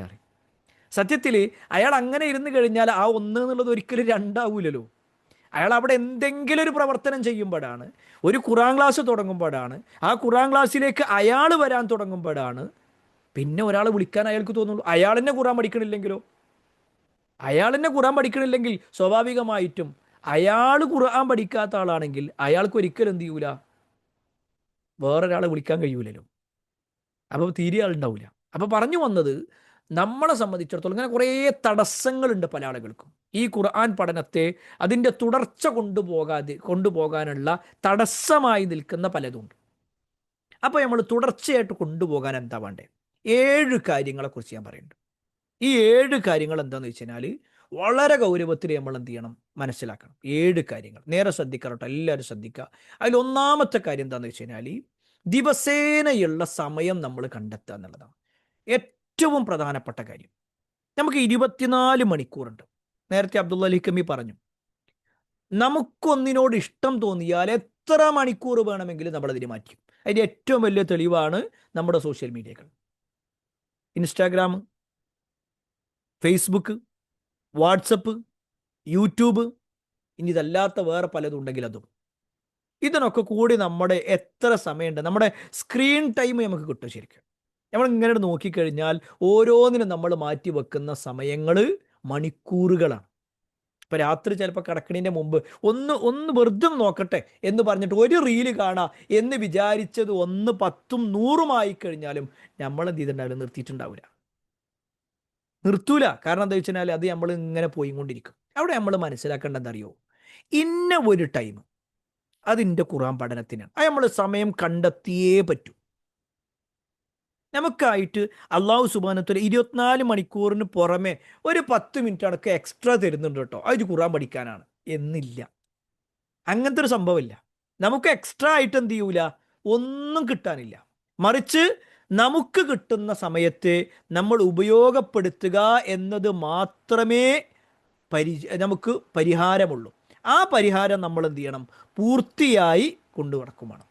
ഞാൻ അങ്ങനെ പറയാനുള്ള കാരണം, നമുക്കായിട്ട് അള്ളാഹു സുബ്ഹാനഹു വ തആല പുതുതായിട്ടൊന്നും തരാനില്ലെങ്കിൽ നമുക്ക് കിട്ടുന്നത് എന്തോ ആ കിട്ടുന്ന സമയത്തെ നമ്മൾ പൂർണ്ണമായി ഉപയോഗപ്പെടുത്തുക തന്നെ വേണം. ഞാനതിൽ ഒരു ചെറിയ ഒരു കിതാബിനെ കുറിച്ച് പറഞ്ഞുതരാം. കിതാബ് ചെറുതല്ല, ആ വാക്ക് ചെറുതാണ്. കിതാബിൻ്റെ പേര് കിതാബുൽ ഫുനൂൻ എന്നാണ്. കിതാബുൽ ഫുനൂൻ. അത് എഴുതിയിട്ടുള്ളത് അബുൽ വഫാ അലി ഇബ്നു അഖീൽ എന്ന് പറയുന്ന വലിയ ഒരു പണ്ഡിതനാണ്. ആ ഒരു കിതാബിൻ്റെ പ്രത്യേകത എന്താണെന്നറിയോ, അതിൻ്റെ വോള്യം 800 വാള്യങ്ങളാണ്. 800 വാള്യം, 800 പേജല്ല. ഒരു പുസ്തകം തന്നെ ചിലപ്പോൾ 500, 1000 പേജുകൾ ഉണ്ടാകും. അങ്ങനെയുള്ള 800 വാള്യമാണ് ഈ കിതാബുൽ ഫുനൂൻ എന്ന് പറയുന്ന ഗ്രന്ഥത്തിനുള്ളത്. ഇതെങ്ങനെ ഒരാൾ എഴുതാം? ഇന്ന് നമുക്ക് ചിലപ്പോൾ എന്ത് ചെയ്യും, ഇപ്പോൾ മൊബൈൽ എടുത്തിട്ട് ഇങ്ങനെ വോയിസ് ഇട്ട് കഴിഞ്ഞാൽ അത് ടൈപ്പായിട്ട് ഇങ്ങനെ വരും, ഒരു പണിയില്ല. പണ്ടത്തെ കാലത്ത് എന്താണ് അവസ്ഥ? ഒരു മഷീന് മുക്കിയിട്ട് ഇങ്ങനെ പിടിച്ചിങ്ങനെ ഓരോന്ന് എഴുതണം അല്ലേ? ഓരോ തവണയും ആ മഷീൽ മുക്കുക, എന്നിട്ട് പിന്നെ എഴുതുക, പിന്നെ മുക്കുക, പിന്നെ എഴുതുക, ഇങ്ങനെ ഇരുന്ന് എഴുതണം. എത്ര സമയം പോകും? 800 വാള്യങ്ങൾ, 800 ഗ്രന്ഥങ്ങൾ, അതാണ് കിതാബുൽ ഫുനൂൻ. ഇത് അബുൽ വഫ അലി ഇബ്നു അഖീൽ റഹിമഹുല്ലാ എങ്ങനെ എഴുതി എന്നുള്ളത് അറിയോ? അദ്ദേഹത്തിൻ്റെ മുന്നിലേക്ക് ഭക്ഷണം കൊണ്ടുവരും. എന്താ ഭക്ഷണം എന്നറിയോ? റൊട്ടിയും വെള്ളവും. അപ്പം എന്താ അദ്ദേഹം ചെയ്യാന്നറിയോ? ഈ റൊട്ടി നേരെ എടുത്തിട്ട് വെള്ളത്തിലിട്ടിട്ടു അവിടെ അദ്ദേഹം എഴുതാൻ തുടങ്ങും, തൻ്റെ പണി തുടങ്ങും. അവിടെ ഇരുന്ന് വായനയും പഠനം തന്നെയായിരിക്കും. എന്നിട്ട് കുറേ നേരം കഴിഞ്ഞാൽ എന്ത് ചെയ്യും, ആ റൊട്ടിയും വെള്ളം ആകെ എന്ത് ചെയ്തിട്ടുണ്ടാകും, ഒരു ജ്യൂസ് പോലെ ആയിട്ടുണ്ടാകും. അത് ഉള്ള അതിൽ ലയിച്ചിട്ടുണ്ടാകും. അത് അദ്ദേഹം കൊണ്ട് കുടിക്കും. ഇപ്പം എന്തായി? റൊട്ടിയായി, വെള്ളമായി. സമയം കളയണ്ട. നമ്മളൊരു ചായ കുടിക്കാണ്ട് നമ്മളെ സമയം എത്രയാ? രാവിലെ നമ്മളൊരു ചായ കുടിക്കുകയാണെങ്കിൽ, ഒരു വെറും ചായ കുടിക്കുകയാണെങ്കിൽ 10 മിനിറ്റാ. കാരണം ചായ കുടിക്കണം, ഒപ്പം റീലും കാണണം. 10 മിനിറ്റ്. ചോറ് തിന്നുമ്പോഴുള്ള സമയം, വൈകുന്നേരത്തെ ചായൻ്റെ സമയം, വൈകുന്നേരത്തെ അല്ലെങ്കിൽ മഗ്‌രിബിന് ശേഷം വീണ്ടും കുടുംബക്കാരെങ്കിലും വരുമ്പോൾ അതിൻ്റെ ചായ, ഇതിനെ നോക്കിക്കഴിഞ്ഞാൽ എത്ര സമയമുണ്ട്? എത്ര സമയമാണ് നമ്മൾ നഷ്ടപ്പെടുത്തിക്കൊണ്ടിരിക്കുന്നത്? ഞാൻ പറയുന്നത് ചായ കുടിക്കരുത് എന്നൊന്നല്ല ഞാൻ പറയുന്നത്, മറിച്ച് ഒരുപാട് സമയങ്ങൾ നമ്മൾ നഷ്ടപ്പെടുത്തിക്കൊണ്ടേയിരിക്കുന്നു. പക്ഷേ നമ്മൾ ഖുർആൻ പഠിക്കാൻ വേണ്ടി നിൽക്കുമ്പോൾ തീർച്ചയായും ഇതാ രാവിലെ സുബഹി കഴിഞ്ഞാൽ ഇന്ന സമയം, അല്ലെങ്കിൽ ളുഹർ കഴിഞ്ഞാൽ ഇന്ന സമയം, അസർ കഴിഞ്ഞാൽ ഇന്ന സമയം, ഏതാണോ നമ്മൾ എടുക്കുന്ന ഒരു സമയം, നിങ്ങൾക്ക് ഏറ്റവും സ്യൂട്ടബിൾ ആയ ഒരു സമയം എടുത്തിട്ട് നിങ്ങളത് പഠിച്ചേ പറ്റൂ. നമ്മുടെ സുബഹി അതൊരിക്കലും നമ്മൾ മഗ്‌രിബിന്റെ സമയത്തല്ലല്ലോ നിസ്കരിക്കുക, അത് സുബഹിക്ക് തന്നെ നിസ്കരിക്കും. ഇനി എങ്ങാനും നമ്മൾ ഉറങ്ങിപ്പോയാൽ ഉറക്കത്തിൽ നിന്ന് എഴുന്നേറ്റ വീണ്ടും വേഗം നമ്മൾ എന്ത് ചെയ്യും? നമ്മൾ ഉറക്കത്തിൽ പെട്ടുപോയാൽ എപ്പോഴാണോ നമ്മൾ എണീറ്റത് അപ്പോൾ വേഗം എഴുന്നേറ്റ് നിസ്കരിക്കും. കാരണം എന്താ? അത് അത്രയും ഗൗരവപ്പെട്ട കാര്യമാണ് അല്ലേ? എങ്കിൽ ത്വലബുൽ ഇൽമി ഫരീളത്തുൻ അലാ കുല്ലി മുസ്ലിം, മുസ്ലിമിൻ്റെ മേൽ നിർബന്ധമായ ഒരു കാര്യം, ഫറലായ ഒരു കാര്യമാണ് മതപഠനം നിർവഹിക്കുന്നത്. അതിൽ തന്നെ ഖുർആനിൻ്റെ പ്രാധാന്യം പറയേണ്ടതില്ലല്ലോ. എങ്കിൽ പ്രിയപ്പെട്ടവരെ, നമ്മൾ ഖുർആൻ ഓതാനും ഖുർആൻ പഠിക്കാനും ഖുർആൻ മനഃപ്പാടമാക്കാനും ഖുർആൻ ഓതിക്കൊടുക്കാനും ഇതൊക്കെ നമ്മുടെ സമയം ഉണ്ടാവണം. 24 മണിക്കൂർ പടച്ചും വെറുതെ ഒന്നൊന്നല്ല. നമ്മുടെ മുൻഗാമികൾക്കും 24 മണിക്കൂർ തന്നെയാണ്. മുഹമ്മദ് നബി സല്ലല്ലാഹു അലൈഹി വസല്ലമക്ക് ഒരു ദിവസം എന്ന് പറഞ്ഞാൽ 48 മണിക്കൂറല്ല. അബൂബക്കർ റളിയല്ലാഹു അൻഹു 48 മണിക്കൂറല്ല. എല്ലാവർക്കും 24 തന്നെയാണ്, നമുക്കും 24. ഒരു പക്ഷേ ഭൗതികമായ ലോകത്ത് നമ്മളെക്കാൾ കുറവായിരുന്നു അവർ. നമുക്ക് എന്തൊരു സൗകര്യമുള്ളത്, എത്ര വലിയ സൗകര്യമുള്ള ആൾക്കാരാണ്. അപ്പോൾ നമ്മൾ ഒന്നുകൂടി പറയുക, ഒരു 10-15 കൊല്ലങ്ങൾക്ക് മുമ്പ്, അല്ലെങ്കിൽ ഒരു 20-25 കൊല്ലങ്ങൾക്ക് മുമ്പ് എന്ന് പറഞ്ഞാൽ നമ്മുടെ വീട്ടിൽ കിണറില്ല, വെള്ളത്തിൻ്റെ സൗകര്യങ്ങൾ കുറവായിരുന്നു അല്ലേ? വെള്ളം കിട്ടണമെന്നുണ്ടെങ്കിൽ അടുത്ത വീട്ടിലേക്ക് പോകണം, അല്ലെങ്കിൽ എവിടെയാണോ പഞ്ചായത്ത് കിണറുണ്ടാവും ആ കിണറിൽ നിന്ന് വെള്ളം മുക്കി വരണം. എന്നിട്ടാണ് വീട്ടിലുള്ള ഭക്ഷണങ്ങൾ ഉണ്ടാക്കിയിരുന്നത്, പാത്രം കഴുകിയിരുന്നത്, വസ്ത്രം അലക്കിയിരുന്നത്, കുടിക്കാനുള്ളത് റെഡിയാക്കിയിരുന്നത്. എല്ലാം ഏതിലാ? ഈ ഒരു കുറച്ച് വെള്ളത്തിൽ നിന്നാണ്. എങ്കിൽ ആ ഭാഗത്ത് നിന്ന് ഇപ്പം നമുക്ക് ഒരു മണിക്കൂറുകളോളം പോയിരുന്നത് ആ വെള്ളം കൊണ്ടുവരാനും അത് ഉപയോഗിക്കാനൊക്കെ ആയിട്ട്. ഇപ്പോൾ നമുക്കൊരു സ്വിച്ച് ഇട്ടാൽ മതി.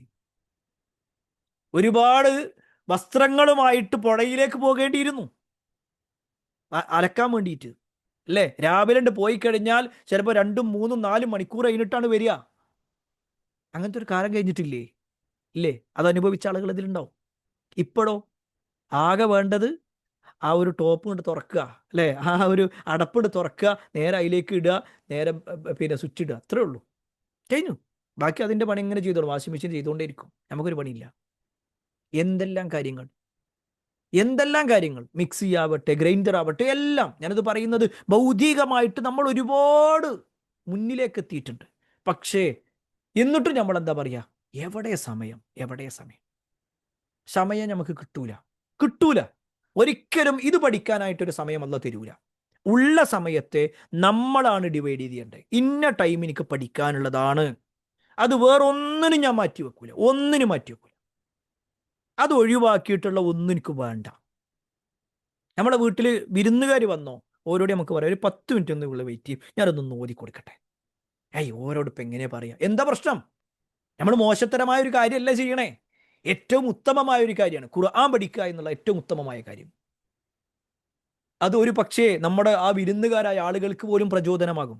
ഒരു പറയും, പടച്ചോനെ അന്നൊക്കെ ഓരെങ്ങനെയായിരുന്നു, ഇപ്പം നോക്കിയൊക്കെ ഒരു മാറി ഫുള്ള് ഖുർആനൊക്കെ പഠിച്ചിട്ടതാ സൂറത്തു ബഖറയിൽ 100 ചില്ലാൻ ആയത്തോർക്ക് ഒരു പഠിച്ചു അത്രേ, എനിക്കിത് പഠിക്കണം. ഒരു പക്ഷേ നമ്മൾ കാരണക്കാരായി അവരും പഠിക്കാൻ തുടങ്ങും. അതിൻ്റെ കൂടി അമ്മക്കും കൂടി ഉള്ളതാ. അപ്പോൾ പ്രിയപ്പെട്ടവരെ, ഞാൻ പറഞ്ഞു വന്ന ഒന്നാമത്തെ കാര്യം എന്താണെന്ന് വെച്ച് കഴിഞ്ഞാൽ, നമ്മൾ ഒരു സമയം കണ്ടെത്തിയേ പറ്റൂ. ഇന്ന് ഈ ക്ലാസ് കഴിയുമ്പോൾ നമുക്ക് ഉറപ്പിക്കാൻ പറ്റണം, ഞാൻ ഇന്ന ടൈം രാവിലെ സുബൈ കഴിഞ്ഞാൽ ഇന്ന ടൈമുണ്ട്, 5:45 മുതൽ 6:15 വരെ ഞാൻ ഖുർആൻ ഓതാനുള്ള ടൈമാണ്, അല്ലെങ്കിൽ ഖുർആൻ മനപ്പാടാക്കാനുള്ള ടൈമാണ്, അല്ലെങ്കിൽ ഞാൻ ചൊല്ലിക്കൊടുക്കുന്ന ടൈമാണ്. നിങ്ങളെ ഇഷ്ടമാണ്. ഇന്ന ടൈമെന്ന് നമ്മൾ പറയണില്ല.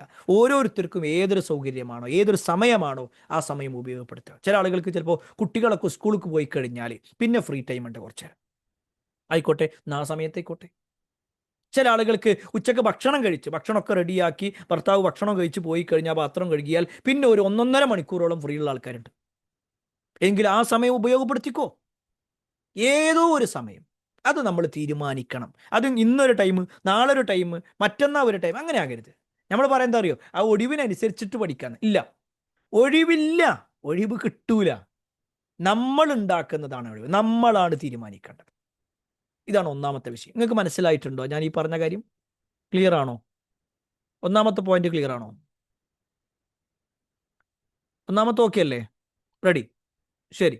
എന്നാൽ ശരി, രണ്ടാമത്തെ കാര്യം കേട്ടോളൂ. രണ്ടാമത്തെ എന്താ വെച്ചാൽ വ്യക്തമായ ലക്ഷ്യങ്ങൾ നമുക്ക് ഉണ്ടാകാന്നുള്ളതാണ്.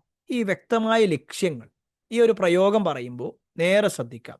വ്യക്തമായ ലക്ഷ്യം എന്ന് പറഞ്ഞു കഴിഞ്ഞാൽ നമുക്ക് ഒരു ഖുർആൻ പഠിക്കുക എന്നുള്ള ഒരു ലക്ഷ്യം ഉണ്ടല്ലോ ഓൾറെഡി, അല്ലേ? അതോടൊപ്പം ഞാൻ 50 ആയത്ത് എപ്പോഴാണ് പഠിച്ചു തീർക്കുക? ഞാൻ ഇന്ന ഒരു ഡേറ്റ് ആകുമ്പോഴേക്ക് 100 ആയത്ത് എന്തായാലും പഠിക്കും. ഞാൻ ഇങ്ങനെ എത്ര നോക്കിയിട്ട് എനിക്കിത് കഴിയണില്ല, ഞാൻ ബാക്കിയുള്ളവരുടെ കൂടെ എത്തണില്ല. ഇത് പറഞ്ഞിട്ട് നമ്മൾ ഒഴിവാകല്ല വേണ്ടേ. എനിക്ക് അവരുടെ കൂടെ എത്താൻ ഞാൻ ഇപ്പോൾ ഓതുന്നത് 10 മിനിറ്റ് ആണെങ്കിൽ ഒരു പക്ഷേ അവരുടെ കൂടെ എത്തണം എന്നുണ്ടെങ്കിൽ ഞാൻ 20 മിനിറ്റ് പഠിക്കേണ്ടി വരും. എന്നാൽ ചിലപ്പോൾ എനിക്ക് എന്ത് ചെയ്യാം, ഇപ്പോൾ ഓതുന്നത് ഒരായത്താണെങ്കിൽ എനിക്ക് 2 ആയത്ത് പഠിക്കാൻ പറ്റും. ബാക്കിലേക്ക് പോകാൻ എളുപ്പമാണ്. നിർത്താനൊരു പണിയില്ലാന്ന്. ഏയ്, നിർത്താനൊരു പണിയില്ല. നിങ്ങൾക്ക് ഒരു മെസ്സേജ് ഇതാ ഞാൻ നിർത്തുന്നു, ഇനി ഒന്നും പറയാതെ തന്നെ ചില ആൾക്കാർ എന്ത് ചെയ്യും, ആ ഗ്രൂപ്പിൽ നിന്ന് അങ്ങനെ ലെഫ്റ്റ് ആവും. അങ്ങനെ ലെഫ്റ്റ് ആയി മതി, കഴിഞ്ഞു, പണി കഴിഞ്ഞു, പ്രശ്നം തീർന്നു.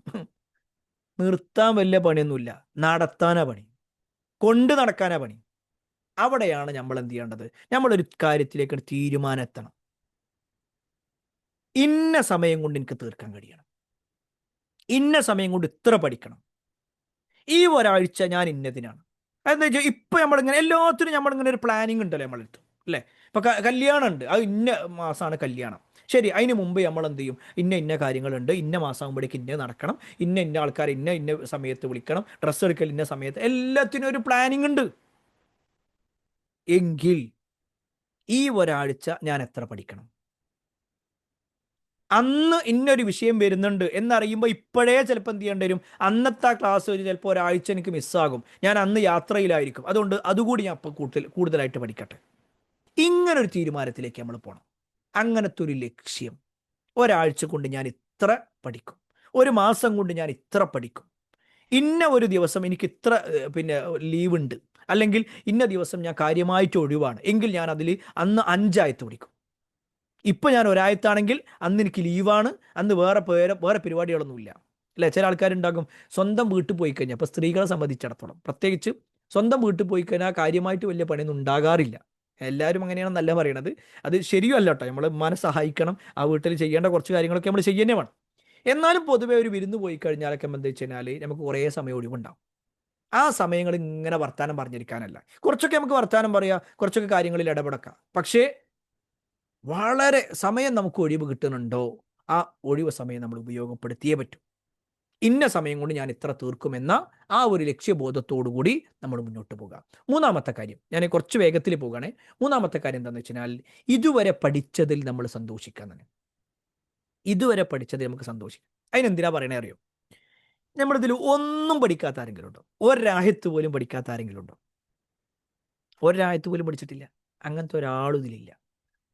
10 ആയത്ത് അറിയാത്തവരില്ല, 20 ആയത്ത് അറിയാത്തവരില്ല. എനിക്ക് തോന്നുന്നത് ഒരു 50 ആയത്ത്, ഇപ്പോൾ ചിലപ്പോൾ രണ്ടാമത്തെ ബാച്ചിലൊക്കെ ചിലപ്പോൾ എന്ത് ചെയ്യും, 50 ആയത്ത് എത്താത്ത ആളുകളൊക്കെ ഉണ്ടായിന്ന് വരാം. പക്ഷേ 20 ആയത്തൊക്കെ എന്തായാലും എത്തിയിട്ടുണ്ട്. അതിന് നമുക്കൊരു കാര്യം കൂടി മനസ്സിലായില്ലേ, നമ്മൾ പഠിക്കാൻ ഇരുന്നാൽ നമുക്ക് പഠിക്കാൻ കഴിയുന്നു. അതിപ്പോൾ എനിക്ക് മറ്റോരത്ര കഴിയൂലേ, മറ്റോരെത്ര സ്പീഡിലാണ് പോണേ. അതങ്ങനെ തന്നെയല്ലേ, ഓരോരുത്തർക്കും ഓരോ കഴിവുകളുണ്ട്. ഒരു പക്ഷേ അയാൾക്ക് ഒരു പക്ഷേ ഭക്ഷണത്തിൽ നമ്മൾ ഉണ്ടാക്കുന്ന അത്ര വേഗത്തിൽ ഉണ്ടാക്കാൻ കഴിഞ്ഞുകൊള്ളണമെന്നില്ല, അല്ലെങ്കിൽ നമ്മൾ ഓടിക്കുന്നത് പോലെ അയാൾക്ക് വാഹനം ഓടിക്കാൻ സാധിച്ചു കൊള്ളണമെന്നില്ല.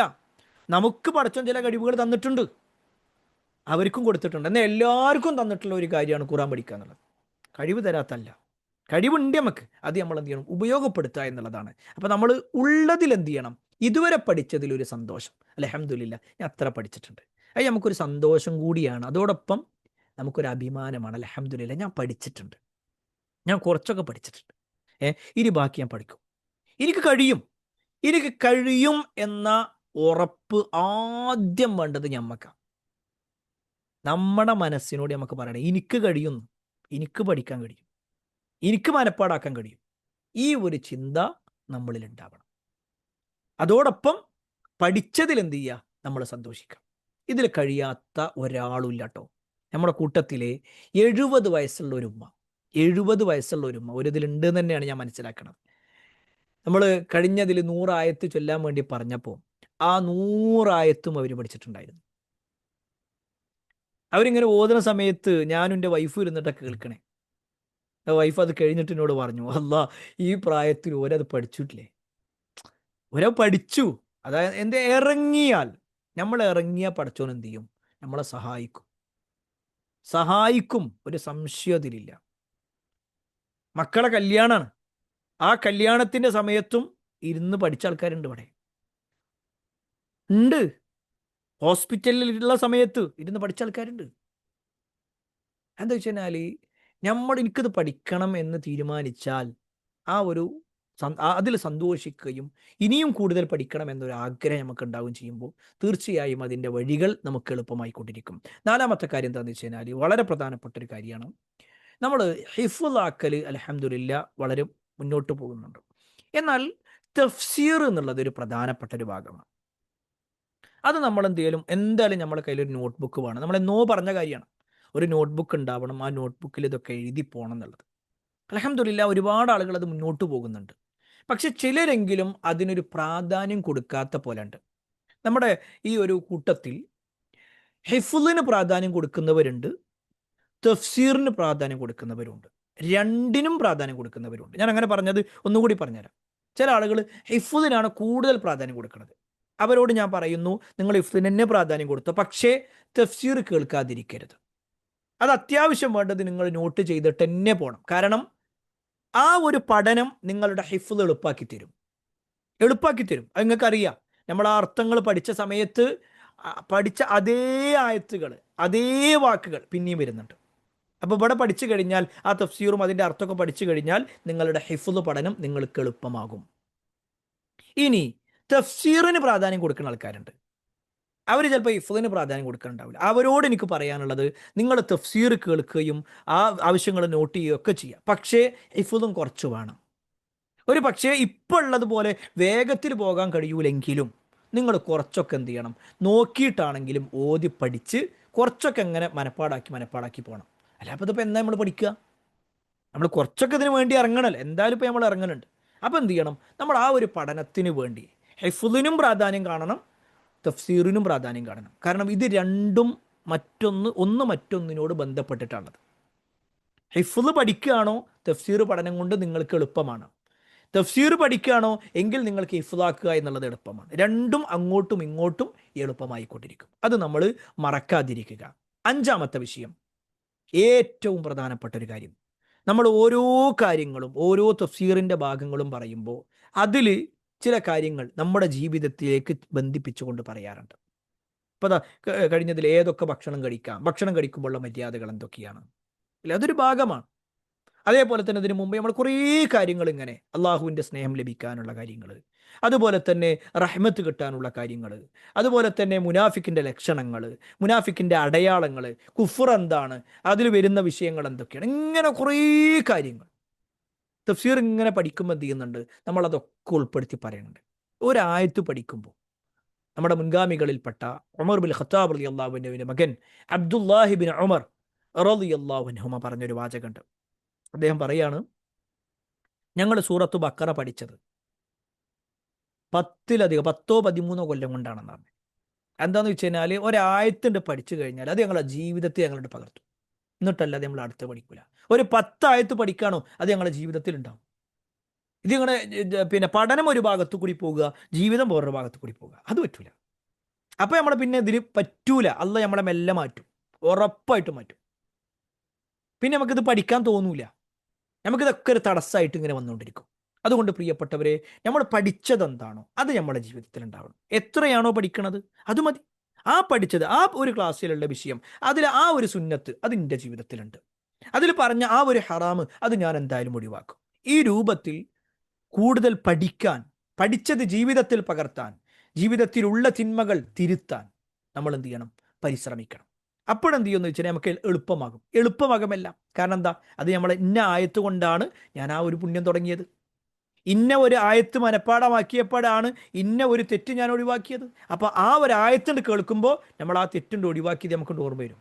ആ തെറ്റ് ആരെങ്കിലും പറയുമ്പോൾ ഈ ആയത്ത് നമുക്കൊണ്ട് ഓർമ്മ വരും. കാരണം വേണ്ട, ഞാൻ ആയത്ത് പഠിച്ചതാണ്, അതെനിക്ക് മനസ്സിലായിട്ടുണ്ട്, ഞാനത് ജീവിതത്തിൽ നിന്ന് ആ ഒരു ആയത്ത് കൊണ്ട് എന്ത് ചെയ്തിട്ടുണ്ട്, ഇന്ന ഒരു തെറ്റ് ഒഴിവാക്കിയിട്ടുണ്ട്, അതുകൊണ്ട് ഇനി ഞാനത് ചെയ്യൂല. അതാണ് എന്ത് ചെയ്യേണ്ടത്, നമ്മളെ ജീവിതത്തിൽ തുടർച്ച കിട്ടണമെന്നുണ്ടെങ്കിൽ പറഞ്ഞ തുടർച്ച കിട്ടണമെന്നുണ്ടെങ്കിൽ എന്ത് ചെയ്യണം? പഠിച്ചത് മുഴുവൻ ജീവിതത്തിൽ നമ്മൾ പകർത്തുക തന്നെ വേണം. 6ാമത്തെ കാര്യം വളരെ പ്രധാനപ്പെട്ട വിഷയമാണ്, സമാന മനസ്സുള്ളവരുമായിട്ട് കൂട്ടുകൂടുക. ഒരുപാട് ആളുകൾ ഈ ഒരു കോഴ്സിലേക്ക് ചേർന്നതും ഈ ഒരു കൂട്ടുകെട്ടിൽ നിന്നാണ്. ഈ ഒരു കോഴ്സിൽ നിന്ന് ഒഴിവായതും ചില കൂട്ടുകെട്ടിൽ നിന്നാണ്. അങ്ങനെ തന്നെ പറഞ്ഞു. അതെന്താണെന്ന് വെച്ച് കഴിഞ്ഞാൽ, സമാന മനസ്സുള്ളവരുമായിട്ട് കൂട്ടുകൂടുക എന്ന് പറഞ്ഞു കഴിഞ്ഞാൽ, നമ്മളതേപോലെ പഠിക്കാനുള്ള കുറേ ആളുകളുണ്ട്. അവരുടെ കൂടെ കൂടുമ്പോൾ നമ്മൾ എന്ത് വെച്ച് കഴിഞ്ഞാൽ, ഇപ്പോൾ ഉദാഹരണം പറഞ്ഞാൽ എനിക്ക് പരിചയമുള്ള നമ്മളെ കഴിഞ്ഞ ആ ഒരു ഓഫ്ലൈൻ സംഗമം ഉണ്ടായിരുന്നല്ലോ, അന്ന് ചില ആളുകളോട് സംസാരിച്ചപ്പോഴാണ് ഒരു കുടുംബത്തിൽ നിന്ന് തന്നെ ഒന്നിലധികം ആളുകൾ, അമ്മായിമ്മയും മരുമകളും, ഉമ്മയും മകളും, അതുപോലെ തന്നെ ഇളയച്ചിയും മുത്തച്ചിയും, അമ്മായിയും ഇളയമ്മയും, ഇങ്ങനെ കുടുംബത്തിലെ കുറേ ആൾക്കാർ. അപ്പം എന്താണെന്ന് വെച്ച് കഴിഞ്ഞാൽ അവരെല്ലാവരും നിൽക്കുമ്പോൾ ഞാൻ ഇത്ര പഠിച്ചിട്ടുണ്ട്, ഞാൻ എന്ത് ചെയ്യുക, ഞാനിപ്പോൾ ചൊല്ലിത്തരാം, ഇങ്ങനെ എന്ത് ചെയ്തു വെച്ചാൽ ഭയങ്കര അടുപ്പം, വല്ലാത്ത ഒരു അടുപ്പം, മാനസികമായൊരു അടുപ്പം അവർക്കുണ്ടാവും, പഠിക്കാനുള്ളൊരു അടുപ്പുണ്ടാവും. എന്നാൽ ഇതേ അടുപ്പം തന്നെ എന്ത് ചെയ്യും, നമ്മളില്ലാതാക്കുകയും ചെയ്യും. എന്താണെന്ന് വെച്ച് കഴിഞ്ഞാൽ ഒരാൾ പറയും എനിക്ക് പഠിക്കാൻ പറ്റില്ല, ഒരാൾക്ക് പഠിക്കാൻ പറ്റില്ല എന്ന് വിചാരിച്ചു, അയാൾ ഒഴിവായി. അയാൾ ഒഴിവാണ് സമയത്ത് പിന്നെ അയാൾ എന്താണെന്ന് വെച്ച് കഴിഞ്ഞാൽ അയാൾ പറയാൻ എന്താ അറിയും, എനിക്കതൊന്നും ഒരു ശരിയായിട്ട് എനിക്ക് തോന്നുന്നില്ല കേട്ടോ, ആ ഒരു ക്ലാസ്സിനെങ്കിൽ ഞാൻ വേറൊരു ക്ലാസ് കയറാമെന്ന് വിചാരിച്ചിട്ട്, വേറൊരു ക്ലാസ് കിട്ടണം, ഞാൻ അതിലേക്ക് കയറണം, അടുത്തിമക്ക് ചാടും. അവിടുന്ന് കുറച്ച് ദിവസം കഴിഞ്ഞാൽ പറയാം അവിടുന്ന് ശരിയാണ്, നമുക്ക് വേറെ ഒന്നും. ഇതിങ്ങനെ പോയിക്കൊണ്ടേയിരിക്കും. എവിടുന്ന് നമ്മൾ പഠിക്കൂല. ഞാനിവിടെ എന്താ, സമാന മനസ്സുള്ളവരുമായിട്ടെന്ന് പറയുമ്പോൾ അവിടെ നമുക്ക് പഠിക്കാനുള്ള മനസ്സാണ് വേണ്ടത്. അങ്ങനെയുള്ളവരുമായിട്ടാണ് നമ്മൾ കൂട്ടുകൂടുന്നത്. അപ്പോൾ അവർ പഠിക്കുന്നുണ്ട്, അപ്പോൾ നമ്മളും പഠിക്കും അല്ലേ. ചില ആൾക്കാരുണ്ടാകും കൂട്ടുകെട്ട് നന്നാകുന്നതിനനുസരിച്ച് കൊണ്ട് നിസ്കാരം തുടങ്ങിയ ആൾക്കാരുണ്ടാവും. അവരെ കൂടെ കൂടിയപ്പോൾ എന്ത് നിസ്കാരം തുടങ്ങി. ഇതേപോലെ തന്നെ കൂട്ടുകൂടിയപ്പോൾ കള്ളുകൂടി തുടങ്ങിയ ആൾക്കാരുണ്ട് അല്ലേ. കാരണം എന്താ, അത് മറ്റവൻ്റെ കൂടെ കൂടിയതാണ്, അങ്ങനെ പോയി അവസാനം ഓന് കള്ളുടിയാനായി. അല്ലാഹു കാത്തിരക്ഷിക്കുമാറാവട്ടെ. ഇവിടെ നമ്മൾ ഈ സമാന മനസ്സുള്ളവർ എന്ന് പറയുമ്പോൾ അങ്ങനത്തെ ഒരു ബന്ധം നമുക്ക് ഉണ്ടാവണം. അതിലേറ്റവും പ്രധാനപ്പെട്ടൊരു ബന്ധമാണ് നിങ്ങളും നിങ്ങളുടെ ടീച്ചേഴ്സും തമ്മിലുള്ള ബന്ധം. നിങ്ങളും നിങ്ങളുടെ ടീച്ചേഴ്സും എന്ന് വെച്ച് കഴിഞ്ഞാൽ അവർ നിങ്ങൾക്കിത് ഓതിത്തരുന്നത് അവരുടെ ഒരു ഉത്തരവാദിത്വം നിർവഹിക്കുക എന്ന ഉദ്ദേശത്തിൽ മാത്രമല്ല, താല്പര്യപൂർവ്വം ഇറങ്ങിയ ആൾക്കാരാണ് ഈ ടീച്ചേഴ്സൊക്കെ. അവരും പഠിക്കുക, അതേപോലെ തന്നെ മറ്റുള്ളവർക്ക് ഇത് പറഞ്ഞു കൊടുക്കുക എന്ന ഉദ്ദേശത്തിലാണ്. അങ്ങനെ ഏതെങ്കിലും ടീച്ചേഴ്സിൻ്റെ ഇടപെടൽ കൃത്യമായിട്ട് ഗ്രൂപ്പിൽ നടക്കുന്നില്ലെങ്കിൽ തീർച്ചയായിട്ടും അത് നിങ്ങൾ എന്നോട് പറയണം. നമ്മളെ ഗ്രൂപ്പിൽ ഇത് നടക്കണില്ല, നിങ്ങൾക്ക് പൂർണ്ണമായിട്ടും പറയാം, ഒരു പ്രശ്നമില്ല. അതിലിപ്പോൾ ആണുങ്ങളുടെ ഗ്രൂപ്പിൽ ചെറിയൊരു തടസ്സമുണ്ട്. കാരണം 1-2 അധ്യാപകർക്ക് ചില തടസ്സങ്ങൾ പറഞ്ഞിട്ട് അവർ ഒഴിവായിട്ടുണ്ട്. ഇൻഷാ അല്ലാ അത് ഞാൻ തന്നെ മുന്നോട്ട് കൊണ്ടുവന്ന ഒരു രൂപമാണ് ഉദ്ദേശിക്കുന്നത്. കാരണം എന്താ വെച്ച് കഴിഞ്ഞാൽ നമ്മൾ വേറെ ആരെ ഏൽപ്പിക്കുമ്പോഴും അതിനേക്കാൾ നല്ല രൂപത്തിൽ ഇൻഷാ അല്ലാ നമ്മൾ കഴിവിൻ്റെ പരമാവധി നിങ്ങളുമായിട്ട് ബന്ധപ്പെട്ട് മുന്നോട്ട് പോകണം എന്നാണ് വിചാരിക്കുന്നത്. അപ്പോൾ അത് നിങ്ങൾ ഓരോരുത്തരും എന്ത് ചെയ്യുക, ഒന്ന് മനസ്സിലാക്കുക. പ്രത്യേകിച്ച് ഓർമ്മപ്പെടുത്താനുള്ളത്, എല്ലാ ദിവസവും നിങ്ങളുടെ ഗ്രൂപ്പിൽ ഓതി ഇടുക എന്നത് നിങ്ങൾക്കും ബാധ്യതയുള്ളതാണ്, നിങ്ങളുടെ ടീച്ചേഴ്സിനും ബാധ്യതയുള്ളതാണ്. നിർബന്ധമാണത്. ടീച്ചേഴ്സ് ഓതിയിട്ടിട്ടുണ്ട് എന്ന് നിങ്ങൾ ഉറപ്പുവരുത്തുക, നിങ്ങൾ ഓതിയിട്ടിട്ടുണ്ട് എന്നുള്ളത് ടീച്ചേഴ്സും ഉറപ്പുവരുത്തുക. 2 കൂട്ടരുതിലുള്ളത് കൊണ്ടാണ് പറയുന്നത്. അതില്ലെങ്കിൽ പിന്നെ നമ്മളത് മുന്നോട്ട് പോലെ. അങ്ങനെ ഓതിയിടാത്ത ആളുകൾക്കിടയിലാണ് എന്ത് ചെയ്യണത്, അങ്ങനെ ഓതിയിടാത്ത ആളുകളൊക്കെ ലെഫ്റ്റ് ആയിട്ടുണ്ട്. കൃത്യമായിട്ട് ഓതിയിടുന്നവർ ഒരാളും ലെഫ്റ്റ് ആയിട്ടില്ല. ഈ ലെഫ്റ്റായ ആൾക്കാരെ മുഴുവൻ നിങ്ങൾ നോക്കിക്കഴിഞ്ഞാൽ ഒന്നുകിൽ ടീച്ചേഴ്സ് കൃത്യമായി ഓതിയിടാത്തത് കൊണ്ടാണ് ലെഫ്റ്റായത്, അല്ലെങ്കിൽ അവർ കൃത്യമായിട്ട് ഓതിയിടാത്തത് കൊണ്ടാണ്. ഇത് രണ്ടും പരിഹരിച്ചേ പറ്റൂ, അതിൽ സംശയമല്ല. അതെന്ത് ചെയ്യണം, നിങ്ങൾ കൃത്യമായിട്ട് നിങ്ങളുടെ ഗ്രൂപ്പിൽ സ്ഥിരമായിട്ട് ടീച്ചേഴ്സ് ഓതിയിടുന്നില്ല, അല്ലെങ്കിൽ നിങ്ങൾ ഓതിയിട്ട് ടീച്ചേഴ്സ് അത് ശ്രദ്ധിക്കുന്നില്ല, നിങ്ങൾക്ക് തിരുത്തി തരുന്നില്ല, നിങ്ങളത് നമ്മളോട് പറയണം. എന്തായാലും നിങ്ങളത് പറയണം. ഇനി എന്നോട് പറയാൻ നിങ്ങൾക്ക് വല്ല തടസ്സമുണ്ടോ? നമ്മുടെ കോർഡിനേറ്റർമാരുണ്ട്, ടീച്ചേഴ്സ് അല്ലാത്ത കോർഡിനേറ്റർമാരുണ്ട്. ആ കോർഡിനേറ്റർ നമ്പറിൽ നിങ്ങൾക്ക് മെസ്സേജ് അയക്കാം, ഇങ്ങനെ ഒരു പ്രശ്നമുണ്ട്, നമ്മുടെ ഗ്രൂപ്പിൽ അത് നടക്കണില്ല. ഇതേ കാര്യം ടീച്ചേഴ്സിനോടും പറയാണ്. നിങ്ങളുടെ ഗ്രൂപ്പിൽ ചില ആളുകൾ ഓതിയിടുന്നേ ഇല്ല, നിങ്ങൾ എത്ര പറഞ്ഞിട്ട് ഓതിയിടുന്നില്ല. നിങ്ങൾ ആദ്യം ചെയ്യണം, ആദ്യം ഗ്രൂപ്പിൽ നോക്കുക, ഗ്രൂപ്പിൽ അവർ പ്രതികരിക്കണില്ലെങ്കിൽ പേഴ്സണലായിട്ട് മെസ്സേജ് അയക്കുക. എന്നിട്ടും അവർ പ്രതികരിക്കണില്ലേ, പേഴ്സണലായിട്ടൊന്ന് വിളിക്കുക. എന്നിട്ടും അവർ പ്രതികരിക്കണില്ലേ, നിങ്ങൾ കോർഡിനേറ്ററോട് പറയുക. എന്നിട്ടും പ്രതികരിക്കണില്ലേ, നിങ്ങൾ എന്നോട് പറയും. അതിൽ സംശയമല്ല, നമുക്കതിലൊരു പരിഹാരം കാണുന്നേ വേണം. കാരണം ഇത് മുന്നോട്ട് പോകണം എന്നുള്ളൊരു ആഗ്രഹത്തോടു കൂടിയാണ്. അപ്പോൾ അതുകൊണ്ട് തന്നെ ഈ പറഞ്ഞ കാര്യങ്ങൾ നിർബന്ധമായിട്ടും പോകണം. അത് രണ്ടു കൂട്ടരും മനസ്സിലാക്കുക. ടീച്ചേഴ്സും മനസ്സിലാക്കണം, അതേപോലെ തന്നെ സ്റ്റുഡൻസും മനസ്സിലാക്കണം. ഇനി സ്റ്റുഡൻസ് നേരത്തെ പറഞ്ഞതുപോലെ നിങ്ങളെ ഗ്രൂപ്പിൽ കൃത്യമായിട്ട് നടക്കണില്ലേ, നിങ്ങൾ ഓതിയിട്ടിട്ട് ആ ടീച്ചർ ഇതൊന്നും നോക്കണില്ല, അവർ വെറുതെ ഇങ്ങനെ ടിക്കറ്റ് പോവുകയാണ്, നിങ്ങളെ തെറ്റുകൾ തിരുത്തി തരുന്നില്ല എങ്കിൽ നിങ്ങൾ പറയണം, ടീച്ചറെ ഞാൻ ഓതിയിട്ടുള്ളത് നിങ്ങൾ എന്തായാലും തെറ്റ് തിരുത്താത്ത. ടീച്ചറോട് തന്നെ പറഞ്ഞു, ഒരു പ്രശ്നമില്ല, ഒരു പ്രശ്നമില്ല, നിങ്ങൾക്കത് പറയാം. അതല്ല എന്നിട്ടും അവരത് പരിഗണിക്കാത്തൊരവസ്ഥയാണോ, നിങ്ങൾക്ക് കോർഡിനേറ്ററോട് പറയാം. എന്നിട്ടും പരിഗണിക്കാത്തൊരവസ്ഥയാണോ, നിങ്ങൾക്ക് എന്നോട് പറയാം, ഞാൻ ഇന്ന ഗ്രൂപ്പിലുള്ള ആളാണ്, എങ്കിൽ ആ ഗ്രൂപ്പിൽ ഞാനും ജോയിൻ ചെയ്യും, അല്ലെങ്കിൽ നമ്മുടെ അഡ്മിനെ ജോയിൻ ചെയ്യിപ്പിക്കും. എന്നിട്ട് അതിൻ്റെ പരിഹാരം എന്താണോ അത് പരിഹരിച്ചിട്ടേ നമ്മൾ ആ ഗ്രൂപ്പിൽ നിന്ന് മാറുള്ളൂ. അതെന്തായാലും ഒരു സംശയമല്ല, അത് തീർച്ചയായും മുന്നോട്ട് കൊണ്ടുപോകണം. അതുകൊണ്ട് ആ കാര്യം എല്ലാവരും ശ്രദ്ധിക്കുക. ഇൻഷാ അള്ളാ ആണുങ്ങളുടെ ഗ്രൂപ്പിൽ ഒന്ന് അബ്ദുറഹ്മാൻ ഉസ്താദ് കൃത്യമായിട്ട് പോകുന്നുണ്ടെന്ന് തന്നെയാണ് ഞാൻ മനസ്സിലാക്കുന്നത്. അപ്പോൾ അതിങ്ങനെ ഗ്രൂപ്പിലിടുമ്പോൾ ചില ആൾക്കാർ ഇപ്പോഴും അതിൽ പ്രതികരിക്കാൻ ഒരു വൈമനസ്യം, ചിലപ്പോൾ ചില തടസ്സങ്ങൾ കാരണത്താലായിരിക്കാം. നമ്മളതൊക്കെ ഒന്ന് കണ്ടറിഞ്ഞിട്ട് എന്ത് ചെയ്യണം, നമ്മൾ നോക്കിയിട്ടെങ്കിലും ഓതിയിടുക. ഇപ്പം നമുക്ക് കാണാതെ ഓതാൻ പറ്റൂല, ആയിക്കോട്ടെ നിങ്ങൾ നോക്കി ഓതിയിടും, എന്നിട്ട് നാളെ കാണാതെ ചൊല്ലി കൊടുത്താൽ മതി. അതെങ്കിലും നമ്മൾ നിർവഹിക്കണം. മറ്റെന്താ വെച്ചാൽ അതിനിങ്ങനെ വരുന്ന സമയത്ത് ഞാൻ വേണമെങ്കിൽ അതിൻ്റെ ലിസ്റ്റ് വേണമെങ്കിൽ കാണിച്ചു തരാം. ഓരോ ദിവസം അബ്ദുറഹ്മാൻ ഉസ്താദ് പോസ്റ്റ് ചെയ്യുന്നത് എന്താണെന്ന് വെച്ചാൽ ഇന്നയാൾ ചൊല്ലി തന്നിട്ടില്ല, ഇന്നയാൾ ചൊല്ലി തന്നത്, ഇതൊക്കെ ഓരോ ദിവസം ഇവിടെ അപ്ഡേറ്റ് ഉണ്ട്. ആരൊക്കെ ഏതൊക്കെ ദിവസം ചൊല്ലി തന്നു എന്നുള്ളതും ആരൊക്കെ ഓതി തന്നിട്ടില്ല എന്നുള്ളതും ഉണ്ട്. അപ്പോൾ ചില ആൾക്കാരൊക്കെ ഫുള്ള് ഇൻഡ്യൂ ആണ്, ഒരു ഓതി തന്നില്ല. പിറ്റേ ദിവസം നോക്കുമ്പോൾ തന്നെ. അപ്പോൾ അത് ശരിയല്ല. നമ്മൾ അങ്ങനെ ഓതി കൊടുത്തിട്ടില്ലെങ്കിൽ, നിങ്ങൾക്ക് അന്ന് തിരക്കാണോ, നിങ്ങൾ പറഞ്ഞോ എനിക്ക് ഇന്ന് കാണാൻ പഠിക്കാൻ പറ്റിയിട്ടില്ല, ഞാൻ തൽക്കാലം നോക്കി ഓതി തരാം, ആയിക്കോട്ടെ, കുഴപ്പമില്ല, നോക്കി ഓതി കൊടുത്തോളി. നാളെ നിങ്ങൾ കാണാതെ പഠിച്ചാൽ മതി. ഇനി നാളെയും പറ്റൂലേ, മറ്റന്നാൾ പഠിച്ചാൽ മതി. ഇനി 5 ദിവസം നിങ്ങൾക്ക് പറ്റൂല, 6ാമത്തെ ദിവസം പറ്റുള്ളൂ, 6ാമത്തെ ദിവസം നിങ്ങൾ ചൊല്ലിക്കൊടുക്കും. ഒന്നും ചൊല്ലിക്കൊടുക്കാതിരിക്കലല്ല വേണ്ടത്, നിങ്ങൾ നോക്കിയിട്ടെങ്കിലും എന്ത് ചെയ്യണം, ചൊല്ലിക്കൊടുക്കുക എന്ന ആ ഒരു കാര്യം ശ്രദ്ധിക്കണം. അത് നിങ്ങൾ മറക്കരുത്, പ്രത്യേകം ഓർമ്മപ്പെടുത്തുന്നു. 7ാമത്തെ കാര്യം, എപ്പോഴും നമ്മൾ എന്ത് ചെയ്യുക, പ്രാർത്ഥന നിർവഹിക്കുക. എപ്പോഴും നമ്മുടെ പഠനം എളുപ്പമാകാൻ വേണ്ടിയിട്ട്, റബ്ബേ എനിക്കിത് എളുപ്പമാക്കി തരണേ, ഞാൻ റബ്ബേ ഇങ്ങനെ ഒരു കോഴ്സിന് ചേർന്നിട്ടുണ്ട്, ഇത് ഒന്ന് പൂർത്തിയാക്കാനുള്ള തൗഫീക്ക് നൽകണേ റബ്ബേ, എനിക്കതിൽ ഈ ഖുർആനിലെ സൂറത്ത് ബക്കറ അന്ന് എന്തോയോലൊന്ന് മനപ്പാടാക്കണം, അതിനുള്ളൊരു തൗഫീക്ക് എനിക്ക് തന്നെ. നമ്മുടെ പ്രാർത്ഥനയിൽ അല്പസമയം, പ്രിയപ്പെട്ടവരെ, നമ്മുടെ ഈ ഒരു കോഴ്സിന് വേണ്ടി നമ്മൾ മാറ്റിവെക്കുക, നമ്മുടെ പഠനത്തിന് വേണ്ടി നമ്മൾ മാറ്റിവെക്കുക, നമ്മുടെ ദുആയിൽ അല്പസമയം നമ്മുടെ ഇൽമ് വർദ്ധിക്കാൻ വേണ്ടിയിട്ട്, അല്ലേ? അള്ളാഹു ആകെ ഒരു കാര്യമാണ് എന്ത് ചെയ്തത്, നമ്മളോട് വർദ്ധിപ്പിക്കാൻ വേണ്ടി പ്രാർത്ഥിക്കാൻ വേണ്ടി പറഞ്ഞു, അല്ലേ? ആയുസ് വർദ്ധിപ്പിച്ചേരണേ എന്നുള്ളത് ആരും പറയാൻ പറഞ്ഞിട്ടില്ല. അതേപോലെ തന്നെ സമ്പത്ത് വർദ്ധിപ്പിച്ചേരണേ എന്നല്ല. വിശുദ്ധ ഖുർആൻ പഠിപ്പിക്കുന്നത് എന്താണെന്ന് വെച്ച് കഴിഞ്ഞാൽ റബ്ബി സിദ്ന ഇൽമ, അല്ലെങ്കിൽ റബ്ബി സിദ്ന ഇൽമ, ഇൽമ് വർദ്ധിപ്പിച്ചേരണേ, അറിവ് വർദ്ധിപ്പിച്ചേരണേ. അതിൽ തന്നെ ഖുർആനുമായി ബന്ധപ്പെട്ടുകൊണ്ട് സൂറത്തു ബഖറ നമ്മുടെ മുന്നിൽ ഇറങ്ങിയതാണ്, നമ്മൾ എന്തായാലും ഇറങ്ങി, അത് പൂർത്തിയാക്കി നമുക്ക് മുന്നോട്ട് പോകണം. അതിനുള്ള വഴികളാണ് പ്രിയപ്പെട്ടവരെ, നമുക്ക് ഈ വഴി നമ്മൾ എന്ത് ചെയ്യുക, കൃത്യമായിട്ട് എപ്പോഴും പ്രാർത്ഥിച്ചുകൊണ്ട് പ്രവർത്തിച്ചുകൊണ്ട് നമ്മൾ മുന്നോട്ട് പോകുക. അല്ലാഹു സുബ്ഹാനഹു വ തആല അത്തരത്തിലുള്ള ആളുകളിൽ നമ്മെ ഏവരെയും ഉൾപ്പെടുത്തുമാറാവട്ടെ.